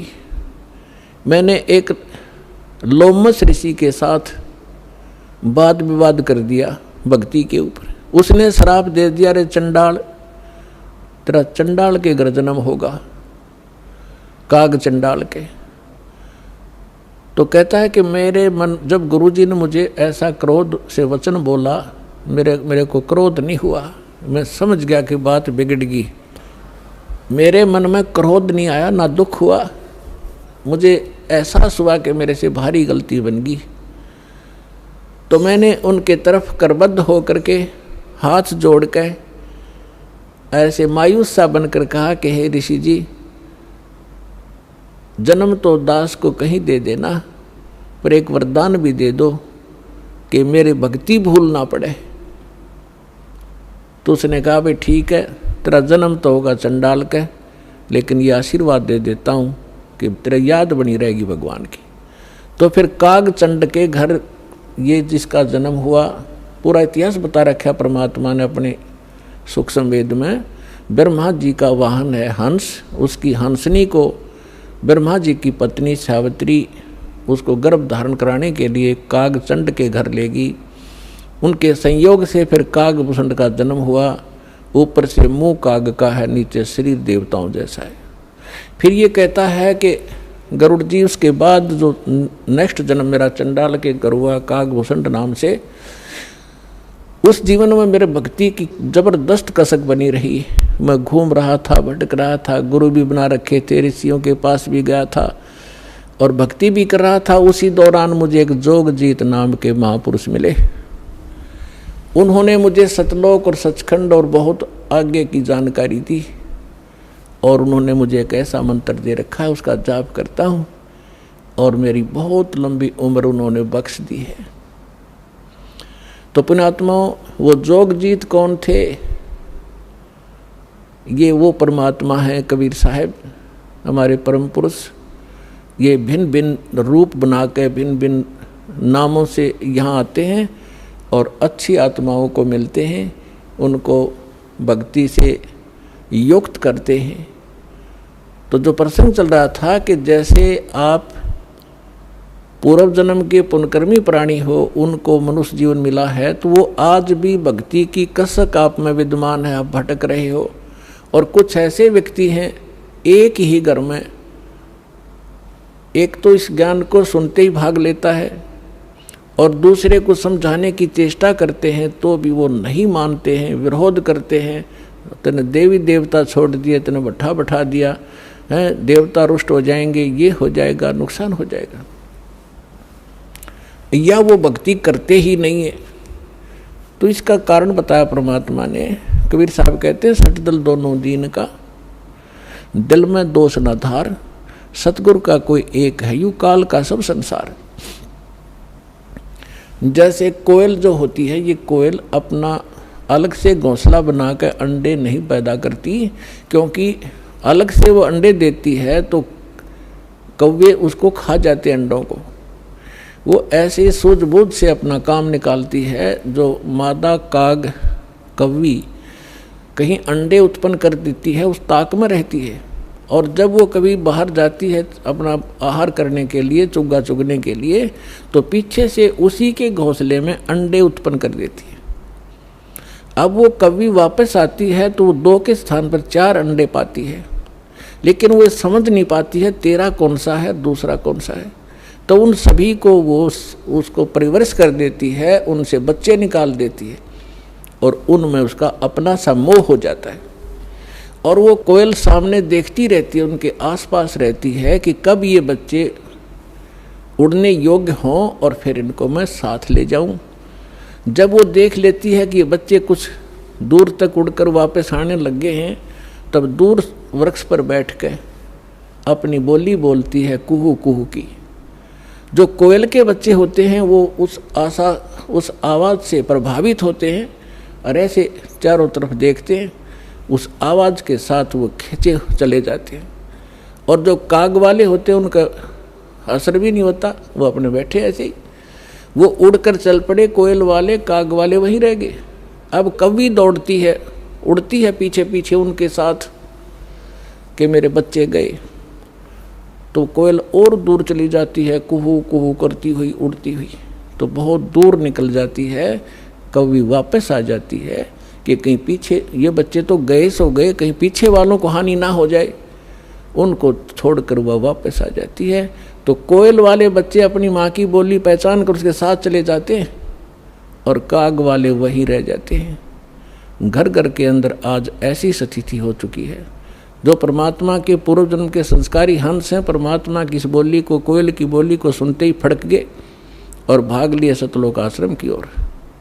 और वो भी अगर शाने नहीं हुए हैं विसर्जन जोगे, जो शेष रह रहे हैं, ये भी हो सकता है, तो वो भी अगर कोयल के होंगे तो अवश्य सतलोक आश्रम बरवाड़ा में आना पड़ेगा उनको। तो ठीक इसी प्रकार पिछले संस्कार से आपको सब वस्तु प्राप्त हो रही है, लेकिन आगे की भी तैयारी करवानी है। जैसे कागभूषण का पिछला संस्कार नहीं था, ऐसा रीजन बन गया और उसके ऊपर इतना सत्संग की बौछार होगी, ना चाहते हुए भी उसने वहाँ रहना था। रोज ऋषि ने संत ने सत्संग करना था, उसका असर हो गया। अब जैसे किसी को सर्प डस जाता है और पहले मंत्रों से यंत्र ये सब जतन हुआ करते थे, गारुड़ एक मंत्र सिद्ध कर लेता है वेद का, और उस मंत्र से फिर वो विष उतारता है, तो उस जिसको सर्प ने डसा हुआ है वो अचेत पड़ा है, ना उस मंत्र की लैंग्वेज समझता है, ना आवाज़ सुन रहा है, लेकिन वो मंत्र फिर भी उसके ऊपर असर करके विष रहित कर देता है और वो सचेत हो जाता है। ठीक इसी प्रकार आज परमात्मा ने यही तरीका बनाया है। ऐसे साधन बना दिए, चिप बनवा दी, वीडियो ये DVD बनवा दी, सुबह दोपहर शाम की आरती कंपलसरी करनी पड़ेगी। अब घर के अंदर जो सदस्य नहीं भी नाम लेना चाहते और ना सुनना चाहते, वो घर से बाहर कहाँ जाएंगे। आप अपनी आरती भी कर रहे हो, आप अपना मंत्र जाप भी कर रहे हो, आप परमात्मा की वाणी सत्संग भी चला देते हो देर सवेर, तो उनके ऊपर उस कागभूषण की तरह एक दिन असर होगा, और वो भी या राम नाम की कलम उनका भी चढ़ जाएगी एक दिन, और उनका पार होगा, क्योंकि भगवान का वचन है। तो ये तरीका अपनाया परमात्मा ने। परमेश्वर ने बताया कि हमारी काल के साथ वार्ता हुई थी, जब परमात्मा ने कहा था कि मैं नीचे के लोकों में जाके तेरी वास्तविकता बताऊंगा सभी प्राणियों को कि तू भगवान नहीं है, तू काल है, इनको खाता है, इसलिए तो इनको जन्मता और मारता है, पैदा करवाता और मारता है। असली भगवान कोई और है, वहाँ जाने का तरीका मैं बताऊंगा, ऐसा गुप्त मंत्र मैं लेकर आया हूँ। तब काल ने पैर पकड़ दिए, बहुत ज़्यादा जो है प्रार्थना की, परमात्मा ने स्वीकार की। इसने कहा कि भगवान 3 युगों में जीव ना ले जाना, कम ले जाना, थोड़े थोड़े, और चौथे युग में कलयुग में कितने ही जीव ले जाना, इतनी दया मेरे पर कर दो। परमात्मा को भी पता था कि सतयुग त्रेता द्वापर में ये जीव गणे दुखी नहीं होते, और इनकी पूर्व जन्म की बैटरी चार्ज होती है, उसी से ये सुखी होते हैं, और ये सोच रहे होते हैं हम राम और कृष्ण की भक्ति कर रहे हैं, शायद इसी से सुखी हैं, तो इसलिए ये मेरे ज्ञान को स्वीकार नहीं कर पाएंगे। मालिक को मालूम था, तो इसलिए मालिक ने कहा था परमात्मा ने कि भाई ठीक है, चौथा युग जब कलयुग आई तब हम अपना अंश पठाई और काल फंद छूटे नरलोई, सकल सृष्टि परवानिक हुई। परमात्मा ने कहा था जब कलयुग के अंदर मैं अपना दास भेजूंगा और फिर ये काल के सब बंधन छूटेंगे और सारा विश्व मानव शरीरधारी प्राणी और साथ में जो मनुष्य जो पशु पक्षी हैं वो भी मनुष्य धारण करेंगे और वो सभी परमात्मा की भक्त नाम लेंगे। सकल सृष्टि परवानिक हुई, परवानिक माने विकसित होंगे। और कहते हैं कलयुग बीतते 5500 पाचा, तब ये वचन मेरा होगा साचा। और कलयुग बीत जावे जब एता, सकल यानी सभी प्राणी परम पुरुष पद चेता। 600 वर्ष पहले मालिक की वाणी में लिखा हुआ है, कबीर वाणी में, सच्चिदानंद घन ब्रह्म की वाणी में, यानी सूक्ष्म वेद में, उस तत्व ज्ञान में लिखा है। परमात्मा ने बोला था, धर्मदास जी लिखा था, उसमें कहा है कि जब चौथा युग जब कलयुग आई तब हम अपना अंश पठाई और काल फंद छूटे नर लोई, नर नारी सभी का काल का फंद छूटेगा। तो इसने जकड़ रखा है, मूर्ख बना रखा है, बस इतना ही सीमित कर दिया, ये तेरा बेटा है या तेरी बेटी है, ये तेरी कार या तेरी कोठी है, 1 मिनट में मृत्यु हो जा, छोड़ बेटा, अब ये सब मेरी है, तू गधा बन। तो यह भूल या हमारे साथ इसने धोखा कर रखा था। इस ज्ञान से अब हमें खूब समझ में आएगा और हमारे बच्चे भी सुरक्षित रहेंगे, हम भक्ति करेंगे। परमात्मा की शरण में आने से हमारे प्रारब्ध के जो पाप आने हैं, मृत्यु होनी, अकाल मृत्यु या कोई अन्य अंग भंग होना है, वो नहीं होगा ही। अगर आप नियमित रहोगे, सच्चा विश्वास के साथ ही सद्भक्ति करोगे तो वो दुख टलेंगे। आपके बच्चे आखिर तक आपके साथ रहेंगे जब तक, और वो भी मुक्त होंगे और आप भी होंगे यदि सारे भक्ति पर लग जाओगे। तो परमात्मा ने कहा था कि सकल सृष्टि प्रवानिक होई, काल फंद छूटे नर लोई। काल का जो बंधन है, कर्मों से बांध रखा इसने, और ये सब छूटेगा और सारी सृष्टि उपदेशी होगी। कलयुग बीतते 5500 पाचा। धर्मदास जी से कहा था कि कलयुग बीतते 5500 पाचा, तब ये वचन मेरा होगा सच्चा। आज से 600 वर्ष पहले मालिक ने ये कहा था कि पूरा विश्व मेरी भक्ति करा करेगा कबीर की, और सभी उस सतलोक के परमेश्वर के उस परम पद के जानकार होंगे, सबको ज्ञान हो जाएगा उस परम पुरुष के उस पद का, जो गीता अध्याय नंबर 18 के श्लोक नंबर 62 में कहा कि अर्जुन तू सर्वभाव से उस परमेश्वर की शरण में जा, उसकी कृपा से ही तू परम शांति को और सनातन यानी शाश्वत स्थान को प्राप्त होगा। गीता अध्याय नंबर 15 के श्लोक नंबर 4 में कहा कि तत्वदर्शी संत की प्राप्ति के उपरांत यानी तत्व ज्ञान से परिचित होने के उपरांत परमेश्वर के उस परम पद की खोज करनी चाहिए, जहाँ जाने के बाद साधक फिर लौटकर कभी संसार में नहीं आते। और जिस परमेश्वर ने सब ब्रह्मांडों की रचना की है, अपने विषय में गीता ज्ञानदाता कहता दूसरे अध्याय के 12वें श्लोक में, चौथे अध्याय के 5 और 9 श्लोक में, 10वें अध्याय के दूसरे श्लोक में कि अर्जुन तेरे और मेरे बहुत जन्म हो चुके हैं, आगे भी होंगे और पहले भी हम जन्मते रहे हैं। इसलिए वो कहता अर्जुन तो सर्वभाव से उस परमेश्वर की शरण में जा, जिसकी कृपा से तू परम शांति को और परमात्मा सनातन परम धाम को प्राप्त होगा। तो यहाँ बता रहे हैं परमेश्वर कि कलयुग बीत जावे जब एता 5500 वर्ष 5 वर्ष, और तब सकल प्राणी उस परम पुरुष के परम पद चेता, उस परमेश्वर के उस परम पद के सभी जानकार हो जाएंगे। कोई सतलोक है, सचखंड है, जहाँ हम रहते थे वहाँ जाना है, तो जहाँ आशा ताबासा हुई, मन कर्म वचन सुमरियो सोई। तो जो प्रसंग चल रहा है हम उसी पर आते हैं।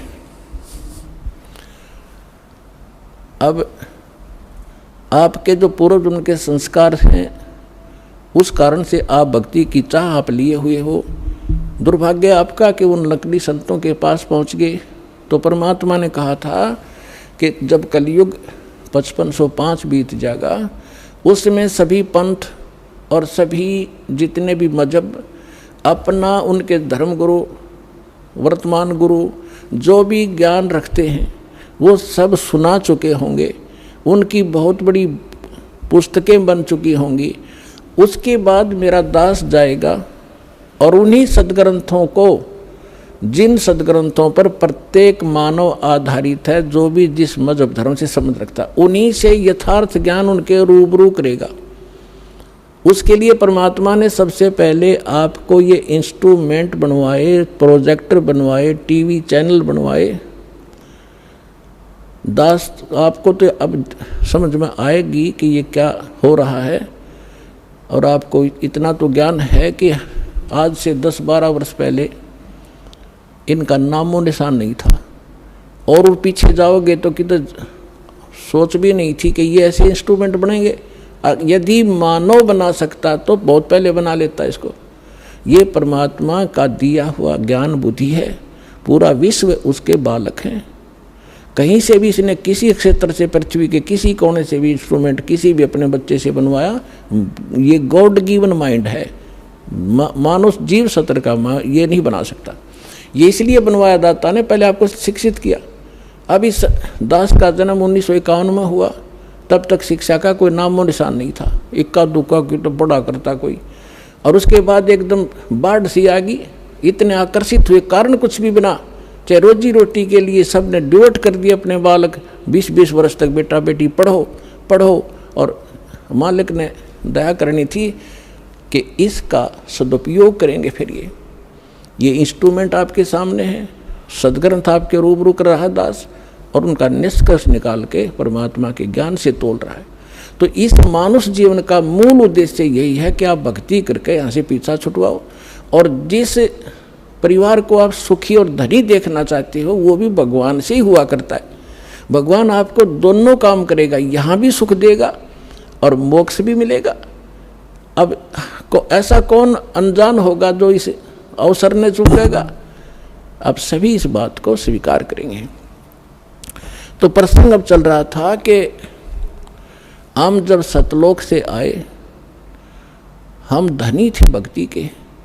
इस काल भगवान ने अपने ऊपर रेस्टोरेंट बना रखे हैं, स्वर्ग महास्वर्ग। प्रत्येक जो भी देव है उन देवों के अपने लोक हैं अलग से, जैसे विष्णु लोक, शिव जी का लोक, ब्रह्मा जी का लोक और गणेश जी का लोक, ऐसे। तो वहाँ इन्होंने अपने रेस्टोरेंट बना रखे हैं। वहाँ जो विष्णु जी का पुजारी वहाँ जाएगा, उसने जितने पुण्य किए हैं, भक्ति की है भगवान की, तो उसका टैक्स लेगा वो उस रेस्टोरेंट में 10%, किसी ने 20% उसकी पुण्य कमाई से। और वहाँ सब सुविधाएं उनको देंगे जैसे होटल में होता है। पैसे उसी के होंगे, खर्च पुण्य उसी के होंगे। उन पुण्यों से भी 10-20% वो ये देवता हम आपसे टैक्स लिया करते हैं। और जब आपकी वहाँ पूंजी समाप्त हो जाएगी, पुण्य समाप्त होती है, आपको 84 लाख योनियों में गधे कुत्ते जो भी संस्कार वश है वहाँ भेज दिया जाएगा। और अब हम जो सतलोक कैसे जाएंगे, हमारी भक्ति शास्त्र अनुकूल ना होने से हमारे पूर्व जन्म के जो संस्कार थे वो सतयुग त्रेता द्वापर में अक्षीण हो गए। अब चौथा युग जब कलयुग आ गया, अब इसमें आप देख रहे हो कोई प्राणी सुखी नहीं है, कोई भी सुखी नहीं है। चाहे ऊपर तो आपने कितना चिकना चोपड़ा दिखता हो और चाहे प्रधानमंत्री दिखाई देता, उसको चैन सपने में नहीं है। कोई ना कोई ऐसी टेंशन उसके घर करी हुई है कि वो बता भी नहीं सकता किसी को। तो इसलिए परमात्मा को ये मालूम था कि जब इनके पुण्य क्षीण हो जाएंगे तब इनकी आंखें खुलेंगी। ये वो भक्ति भी करके छक लेंगे, उन संतों के पास भी भटक कर छक लेंगे जिनको ये संत मानते, और फिर भी ये ज्यों के त्यों रहेंगे। तब हमारे दास के पास आएंगे, और वो ऐसा मंत्र समर्थ के पास वो पावर है कि आपके संस्कार प्रारब्ध के दुख को भी, प्रारब्ध के संस्कार को भी वो चेंज कर सकता है। मासा घटे न तिल बधे, विद ना लिखे जो लेख, और सच्चा सतगुरु मेट के ऊपर मार दे मेघ। अब सतगुरु ना मिलने से भेड़ पूछ को पंडित पकड़े बादो नदी बिहंगा, गरीब दास वो भवजल डूबे जिनको नहीं साध सत्संगा। कबीर इस संसारे को समझाऊं के बारे, ये पूछ पकड़ के भेड़ की और उतरा चावे पारे। साधना तो नकली कर रहे हैं और इंतजार कर रहे हैं सुख होने की और मोक्ष की। कहते हैं संशय शोक सराय में सुतक दिन राती, और जीवत जग में जूती पड़े फिर जम तोड़े छाती। सत साधना ना करने से हमेशा आपके संशय और शोक, ये दुख सदा बने रहेंगे, और जीवत जग में जूती पड़े हैं, यहाँ नरे कष्ट भोगोगे, और फिर जम तोड़े छाती, यम के दूत आगे फिर बहुत दुखी करेंगे जो सत साधना नहीं कर रहे। तो यहाँ क्या बताते हैं परमात्मा, फिर अब जो साधना आप कर रहे थे वो शास्त्र विरुद्ध थी, और जिन भगवानों पर आप सीमित थे वो भगवान कंप्लीट नहीं थे, वो स्वयं नाशवान है, उनकी जन्म मृत्यु होती है। लेकिन सतगुरु मिलने से तत्व ज्ञान का हमें प्रकाश होता है, उसके आधार से फिर हम अपने उस मार्ग पर चलते हैं। कबीर साहब कहते हैं, पीछे लग गया जाऊं था मैं लोक वेद के साथ, रास्ते में सतगुरु मिल गए वो दीपक दे दिया हाथ। लोक वेद दंत कथा जैसा सुना सुनाए ज्ञान से हम साधना कर रहे थे, उसी के आधार से हम चल रहे थे। हम अपने ऊपर उदाहरण देकर हमें समझा रहे कि पीछे लग गया दाऊं था मैं लोक वेद के साथ, रास्ते में सतगुरु मिल गए और दीपक दे दिया हाथ। ये तत्व ज्ञान रूपी टॉर्च दे दी, लालटेन दे दी। अब इसकी रोशनी में हम गड्ढों में, बोझड़ों में, कांटों में नहीं जाएंगे। इसके प्रकाश से हम सुमार्ग पर चलकर मंजिल पर पहुंच जाएंगे। अब हम आते हैं जो आज प्रसंग शुरू किया था कि हम यहाँ किस लिए जन्मे हैं, हमारा उद्देश्य क्या है, हम क्यों जन्म मर रहे हैं। हम अपने बच्चों के लिए, अपनी संपत्ति के संग्रह करने के लिए सारा जीवन न्यौछावर कर देते हैं और हमारे सामने या तो कोई बच्चे की मृत्यु हो जाती है या स्वयं ही हम चले जाते हैं। तो उस समय हमारी बुद्धि काम करने योग्य नहीं रहती, केवल हाहाकार, रोना पीटना, अब क्या होगा, बच्चों का क्या होगा, कहाँ जाऊँगा, तो इतनी सी बात समाई रह जाती है। तो यहाँ परमात्मा हमें याद दिलाते हैं कि अब आपको एक विकल्प दिया जा रहा है कि आप ये साधना करो जो शास्त्र अनुकूल है, और शास्त्र अनुकूल साधना इस दास के अतिरिक्त इस विश्व में नहीं है। कुछ दिनों में बुद्धिमान हो, आपके रूबरू सारा ज्ञान होगा।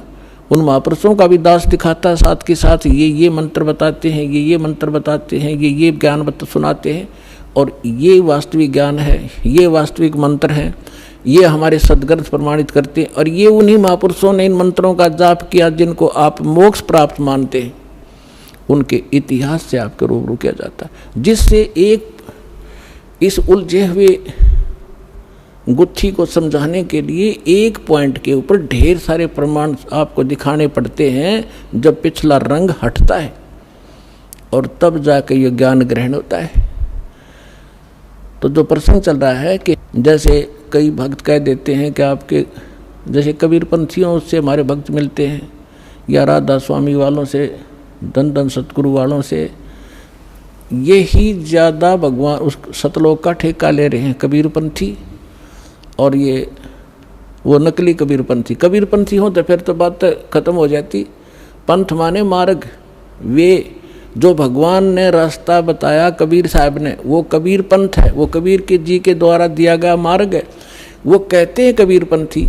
अब जैसे यहाँ हिसार से जा रहे हैं इस सिरसा की ओर और कह रहे हैं हम दिल्ली की ओर जा रहे हैं, हमें दिल्ली जाना है, हम दिल्ली पंथी हैं, तो उनको कौन समझावे, जा रहे हो सिरसा की ओर और कह रहे हो हम दिल्ली जा रहे हैं, तो कहते हैं कबीरपंथी और जा रहे हैं काल के पंथ पर। तो वो परमात्मा वाला ज्ञान नहीं और वो सत भक्ति नहीं, तो वो कबीरपंथी नहीं है। वैसे अब इनका छाप लगी कबीरपंथ की, जो कहना पड़ा है उनको समझाने के लिए कि वो व्यक्ति हैं जो गलत साधना करें।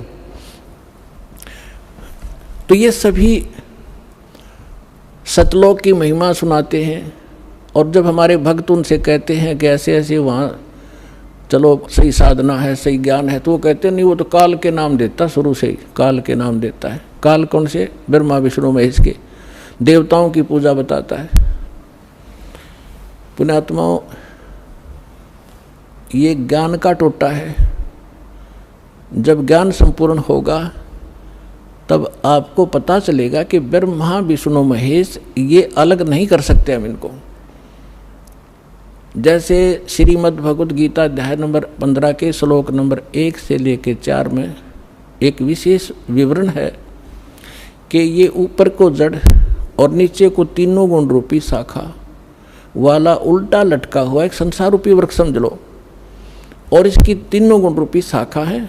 इतना गीता ज्ञानदाता केवल इतना नॉलेज रखता है कि ऊपर ने तो जड़ समझो, और जड़ वो दृढ़ है, वो अविनाशी पोर्शन है जो मूल है इस संसार रूपी वृक्ष का, और उस मूल मालिक है जो जड़ है, सभी का धारण पोषण भी वही करता है, क्योंकि पूरे वृक्ष को, पेड़ को जड़ से ही आहार प्राप्त होता है, खुराक मिलती है। गीता अध्याय नंबर 15 के श्लोक नंबर 16 और 17 में 3 पुरुष बताए, सरपुरुष, अक्षर पुरुष, और 17वें श्लोक में कहा कि उत्तम पुरुष है तो अन्य, सरपुरुष और अक्षर पुरुष से कोई और है उत्तम पुरुष, श्रेष्ठ भगवान, और वही तीनों लोकों में प्रवेश करके सबका धारण पोषण करता है। अब इन 2 श्लोकों का लिंक अब उन प्रथम के 4 श्लोकों से है 15वें अध्याय के। तो इसमें बताया कि उल्टा लटका हुआ एक संसार रूपी वृक्ष है, और जो तत्वदर्शी संत की पहचान बताई है कि जो इस संसार रूपी वृक्ष के सभी विभागों को भिन्न भिन्न बता देगा, स वेदवित, वो तत्वदर्शी संत है। चौथे अध्याय के 34वें श्लोक में जो तत्वदर्शी संत के विषय में कहा है कि उसकी शरण में जा, उससे पूछ, वो उसकी पहचान बता दी कि उल्टे लटके संसार रूपी वृक्ष के सभी पार्ट्स बता देगा, सवेदवित, वो तत्वदर्शी संत है। तो 600 वर्ष पहले परमात्मा स्वयं आए थे, और गीता अध्याय नंबर 4 के श्लोक नंबर 32 में जो कहा है कि वो सच्चिदानंद घन ब्रह्म अपने मुख कमल से अमृतवाणी बोलता है, वो तत्व ज्ञान है, वो निष्कर्ष है सारे अध्यात्म का, और वो तत्वदर्शी संत के ही पास होगा और मिलेगा नहीं तुझे। तो यहाँ परमात्मा ने 600 वर्ष पहले उस तत्वदर्शी संत की भूमिका, जैसी उनकी लीला है वो किया ही करते हैं। जैसा दास ने अभी वेदों के प्रमाण आपको बताए थे, रेफरेंस बताए थे, उनमें यही लिखा हुआ कि परमात्मा ऊपर रहता, ऊपर के लोक में, सतलोक में, वहाँ से चल कर आता सह शरीर, और यहाँ 3 प्रकार से के सतिथि से हमारा धारण पोषण करता है। एक तो आपको बता सतलोक में रहता है, जब उसको वहाँ तो उनका शरीर बहुत तेजों में होता है, करोड़ सूर्य मिला दे, करोड़ चंद्रमा एक रोमकूप की उनकी शोभा होती, इतना तेज है। दूसरा, प्रत्येक युग में शिशु रूप धारण करके आते हैं, और एक जल कमल के ऊपर, यानी कमल तो जल में ही होता है, सरोवर में आकर वो अपना निवास कर लेते, शिशु रूप धारण करते हैं, वहाँ से निसंतान दंपत्ति उठा ले जाते हैं, और उनके परवरिश की लीला कुंवारी गायों से होती है। ये तो है प्रथम, फिर धीरे धीरे बड़े होते हैं तो बचपन से ही वो अपनी महिमा अपने मुख कमल से, लोकोक्तियों के माध्यम से, दोहों के माध्यम से, शब्दावलियों के माध्यम से वो ज्ञान प्रचार करते हैं, कवियों की तरह आचरण करते हैं, लोग उनको कवि भी कहने लग जाते हैं। एक प्रसिद्ध कवियों में से भी एक होते हैं वो, लेकिन वो होते हैं परमात्मा। अब तीसरी सतिथि में वो कभी भी कहीं भी किसी को संत रूप में, महापुरुष के रूप में आकर दर्शन देते हैं, उनको ज्ञान सुनाते हैं, अपने से परिचित कराते हैं। तो तीसरी सतिथि वाले महापुरुषों में से दास आपको बहुत बार बताते हैं, आदरणीय धर्मदास साहिब जी को मिले, आदरणीय मुल्कदास साहिब जी को मिले, आदरणीय नानक देव साहिब जी को मिले, आदरणीय दादू साहिब जी को मिले, आदरणीय मुल्कदास साहिब जी को मिले, आदरणीय गरीबदास साहिब जी गांव छुरानी जिला झज्जर हरियाणा वाले को मिले, आदरणीय घीसा दास साहिब जी गांव खेखड़ा जिला बागपुर हो गए उत्तर प्रदेश वाले को मिले, आदरणीय रामानंद जी, स्वामी रामानंद जी ब्राह्मण थे, 104 साल के, जो परमात्मा उस दूसरी टाइप की लीला कर रहे थे, शिशु रूप धारण करके 5 वर्ष की आयु में लीला कर रहे थे। 104 वर्ष के ब्राह्मण को सब वेदों और गीता से पराजित कर दिया था। तब उस महापुरुष ने परमात्मा की शरण ली थी, उनको सचखंड लेकर गए थे। इन सभी महापुरुषों को अपने से परिचित कराया था कि मैं कौन हूँ, जो तुम्हारे वेद बताते हैं मैं वही हूँ, और मैं ऊपर रहता हूँ, वहाँ से चल कर आता हूँ और यहाँ ज्ञान देता हूँ। तब उन महापुरुषों ने स्वयं देखा सचखंड में जाकर, फिर वापस छोड़ा उनको। तब रामानंद जी ने कहा था, तुम साहेब तुम संत हो, तुम सतगुरु तुम हंस, और गरीबदास तेरे रूप बिना और न तुझा अंश। तुम ही साहेब हो, तुम ही सतगुरु हो। साहेब तो भगवान हो ही, आप सच्चा ज्ञान देने वाले सतगुरु भी आप ही हो, और आपके अंदर एक भगत के लक्षण है। आप जैसे परमात्मा आए थे कबीरदास, हमारे लिए एक रिहर्सल करके छोड़ गए कि यहाँ बकवाद नहीं चलेगी, जितना अधीन होगे भगवान उतना निकट आपका होगा। आधीनी के पास है वो पूर्ण ब्रह्म दयाल, मान बड़ाई मारियो बेअदबी सरकाल। हमें सब परमात्मा भक्ति के लक्षण भी बता के गए हैं, और उनसे होने वाली हानियों का भी परिचय दिया है, और किस प्रकार आपकी भक्ति नष्ट होती है वो भी जानकारी दी है, और कैसे सुरक्षित रहेगी। जैसे माता गर्भ को रखे यत्न बनाए, ठेस लगे तो छन होए तेरी ऐसे भक्ति जावे। पुणात्मा, जब आपको इस भक्ति की कीमत का पता चलेगा, जैसे किसी बहन को गर्भ रहा हो माँ को, और फिर उसको पता उसको कैसे रात को भी चिंता रहती है कि कहीं मेरा बालक, मेरा बच्चा खराब ना हो जा, ऊंचे नीचे में पैर ना रखा जा, रात में करवट लेते समय भी एकदम उधड़ कर पड़ेगी कि जब बच्चे का दाब ना गिर गई हो। तब वो वो गर्भ रूपी लाल को वो सफल करती है। इसी प्रकार परमात्मा बताते हैं, जैसे माता गर्भ को रखे यतन बना और ठेस लगे तो वो खराब हो जा तेरी, ऐसे भक्ति न सावे। तो इस भक्ति के अंदर आपने मर्यादा घनी जरूरी है। अब परमात्मा ने आपको सद्भक्ति भी मिल गई, दास भी मिल गया, आपके अंदर भक्ति प्रवेश भी कर दी। अब उस लाल को आपने सुरक्षित रखना पड़ेगा। जरा सी लापरवाही में वो बात भक्तिहीन हो जाओगे, फिर वहीं की वहीं फिर स्टार्ट होगी नए सिरे। तो इससे इतना डर के इस भक्ति को सफल करो। अब जो प्रसंग चल रहा है कि अब हम इसको कैसे सफल करेंगे और कैसे हमें प्राप्ति होगी परमात्मा की, ये इसमें मूल कारण है। अब हम तो कई जैसे प्रसंग चल रहा था कि हम ये कहते हैं कि आपके गुरुजी देवी देवताओं की पूजा देते, ये पूजा नहीं है इनकी। जैसे आप जी को बताया था कि जैसे पति भर्ता लड़की होती है, वो उस पूरे परिवार में अगर प्रेम से रहती है तो बहुत अच्छी भाग्यवान कहलाती है। और नो का अपने पति से किसी से ढंग से बोलूँ नहीं, किसी से बात नहीं करूँ, इससे की रोटी पाऊँगी, इसे कपड़े धोऊँगी, हैं तो वो कलह का कारण बनेगी।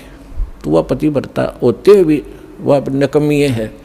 तो इसलिए हम यहाँ भक्ति करेंगे और ये ब्रह्मा विष्णु महेश हमारे अंश हैं, अंग नहीं, अलग नहीं है। जैसे प्रसंग चल रहा था उस पर फिर आते हैं कि परमात्मा ने बताया है कि तुम साहेब, तुम संत हो, तुम तो सतगुरु, तुम हंस। अब रामानंद जी ने कहा है कि तुम ही भगवान हो और तुम ही सतगुरु हो, सच्चा ज्ञान देने वाले। तो 600 वर्ष पहले परमात्मा ने आके बताया था। अक्षर पुरुष एक पेड़ है, यानी एक सतगुरु की भूमिका की वो भगवान तो है ही है। वेद बताते हैं वही परमात्मा आकर यहाँ सच्चा ज्ञान कर देता है, लोकोक्तियों के माध्यम से, दोहावलियों के माध्यम से अपना ज्ञान प्रचार करता है, जिस कारण से लोग अनजान में उनको कवि करने लग जाते हैं, लेकिन वो परमात्मा होते हैं। अक्षर पुरुष एक पेड़ है, सरपुरुष वा की डार, ज्योति निरंजन को सरपुरुष भी कहते हैं, अभी आपको पहले डिफाइन किया था।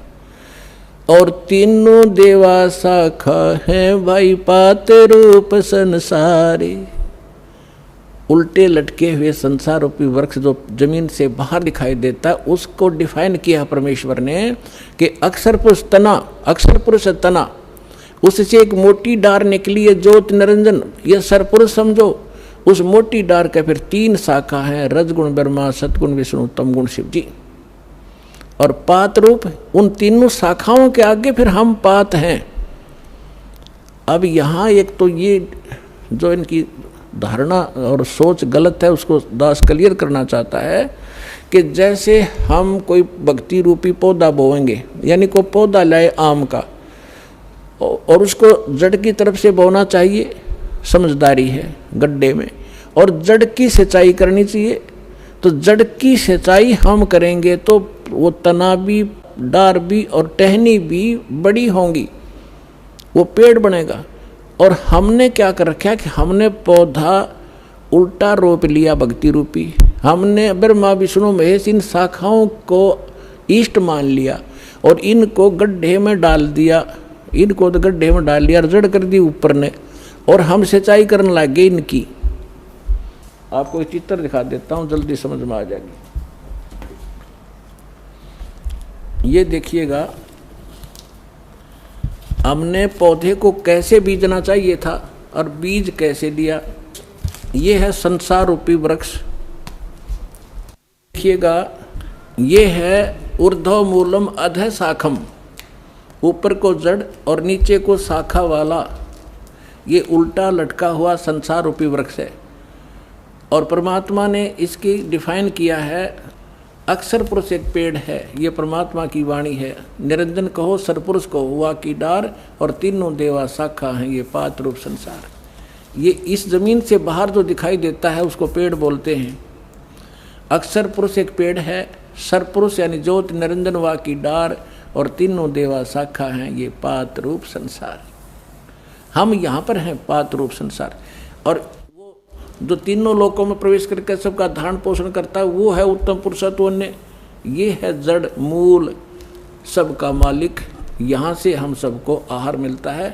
यानी इस सरपुरुष, अक्षर पुरुष और ब्रह्मा विष्णु महेश तक का पालक यही है, लेकिन थ्रो प्रॉपर चैनल हम तक पहुंचता है। अब जैसे श्रीमद् भगवद गीता अध्याय नंबर 3 के श्लोक नंबर 10 से लेकर 15 तक विशेष विवरण है कि जब ब्रह्मा जी प्रजापिता ने सबसे पहले सृष्टि रचकर उनको संदेश दिया था कि तुम अपने यज्ञ अनुष्ठान करो और उसके द्वारा देवताओं को बढ़ाओ, शास्त्र अनुकूल साधना करो और उनसे देवताओं को बढ़ाओ, और बड़े हुए देवता तुम्हारे को बिना मांगे ही इच्छित भोग दिया करेंगे, और जो अपने संस्कार प्रारब्ध में मिले हुए से और उसमें से कुछ दान धर्म पुण्य नहीं करता वो तो चोर है भगवान का। फिर 14वें 15वें श्लोक में स्पष्ट किया है कि उस परमात्मा को जो सबका धारण पोषण जो परम अक्षर पुरुष है उसको इष्ट रूप में मान के सभी धार्मिक अनुष्ठानों को करना चाहिए, जिससे आपको सभी लाभ प्राप्त होंगे। तो हम पूर्ण परमात्मा को इष्ट मानकर जड़ की पूजा करवाते हैं और इन ब्रह्मा विष्णु महेश को अपने आप ही वो हमारे संस्कार शुभ बनकर इनके पास पहुंच जाते हैं। अब जैसे ये तो आपने पेड़ देखा, अब हम पौधा दिखाते हैं। कई कहते हैं कि रामपाल तो हमारे देवताओं को छुड़वाता इसलिए हम वो साधना नहीं करें। ये तो बालक हैं, बालक वाला ज्ञान वाला व्यक्ति ऐसी ही भाषा बोला करता है। जब उनको ज्ञान होगा तो पता चलेगा कि दास ना देवता छुड़वाता, आपको उन देवताओं को ढंग से पूजने की तरीका बताता हूँ साधना का, जिससे आपको लाभ मिलेगा, आपका जीवन सफल होगा। अब देखिएगा, आप कोई पौधा लाए तो उसको ये ऐसे बीजना चाहिए और आम व्यक्ति इसको स्वीकार करेगा, सीधा बीजा हुआ भक्ति रूपी पौधा। अब ये मूल है, पूर्ण परमात्मा अक्षर पुरुष जड़ है, इसको गमले में या गड्ढे में लगाया और सिंचाई की, सत भक्ति की, तो इस जड़ से फिर ये सभी देवता, ये तीनों देवा शाखा, ये बड़े हुए पेड़ बन गया। पेड़ बनकर फिर फल इनका लगेगा टेन ब्रह्मा विष्णु महेश को। अब इतना अनजान कौन होगा? वो मूर्ख ही होगा जो यूँ कह है कि माली जड़ की पूजा करता है और टहनियों को तोड़ के फेंकवा दे, फिर उस पूजा का फायदा क्या होगा?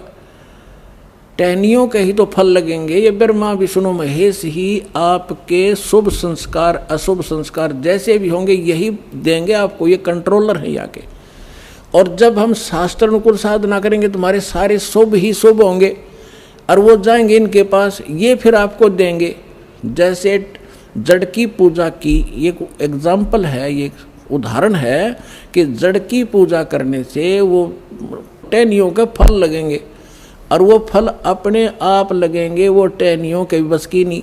यानी आपके शुभ संस्कार होंगे तो ब्रह्मा विष्णु महेश आपको देंगे ही देंगे, चाहे आप कितना बैठे हो, चाहे जंगल में बैठे हो वहाँ भी जाकर देंगे आपको। ये इनका कर्तव्य बना है।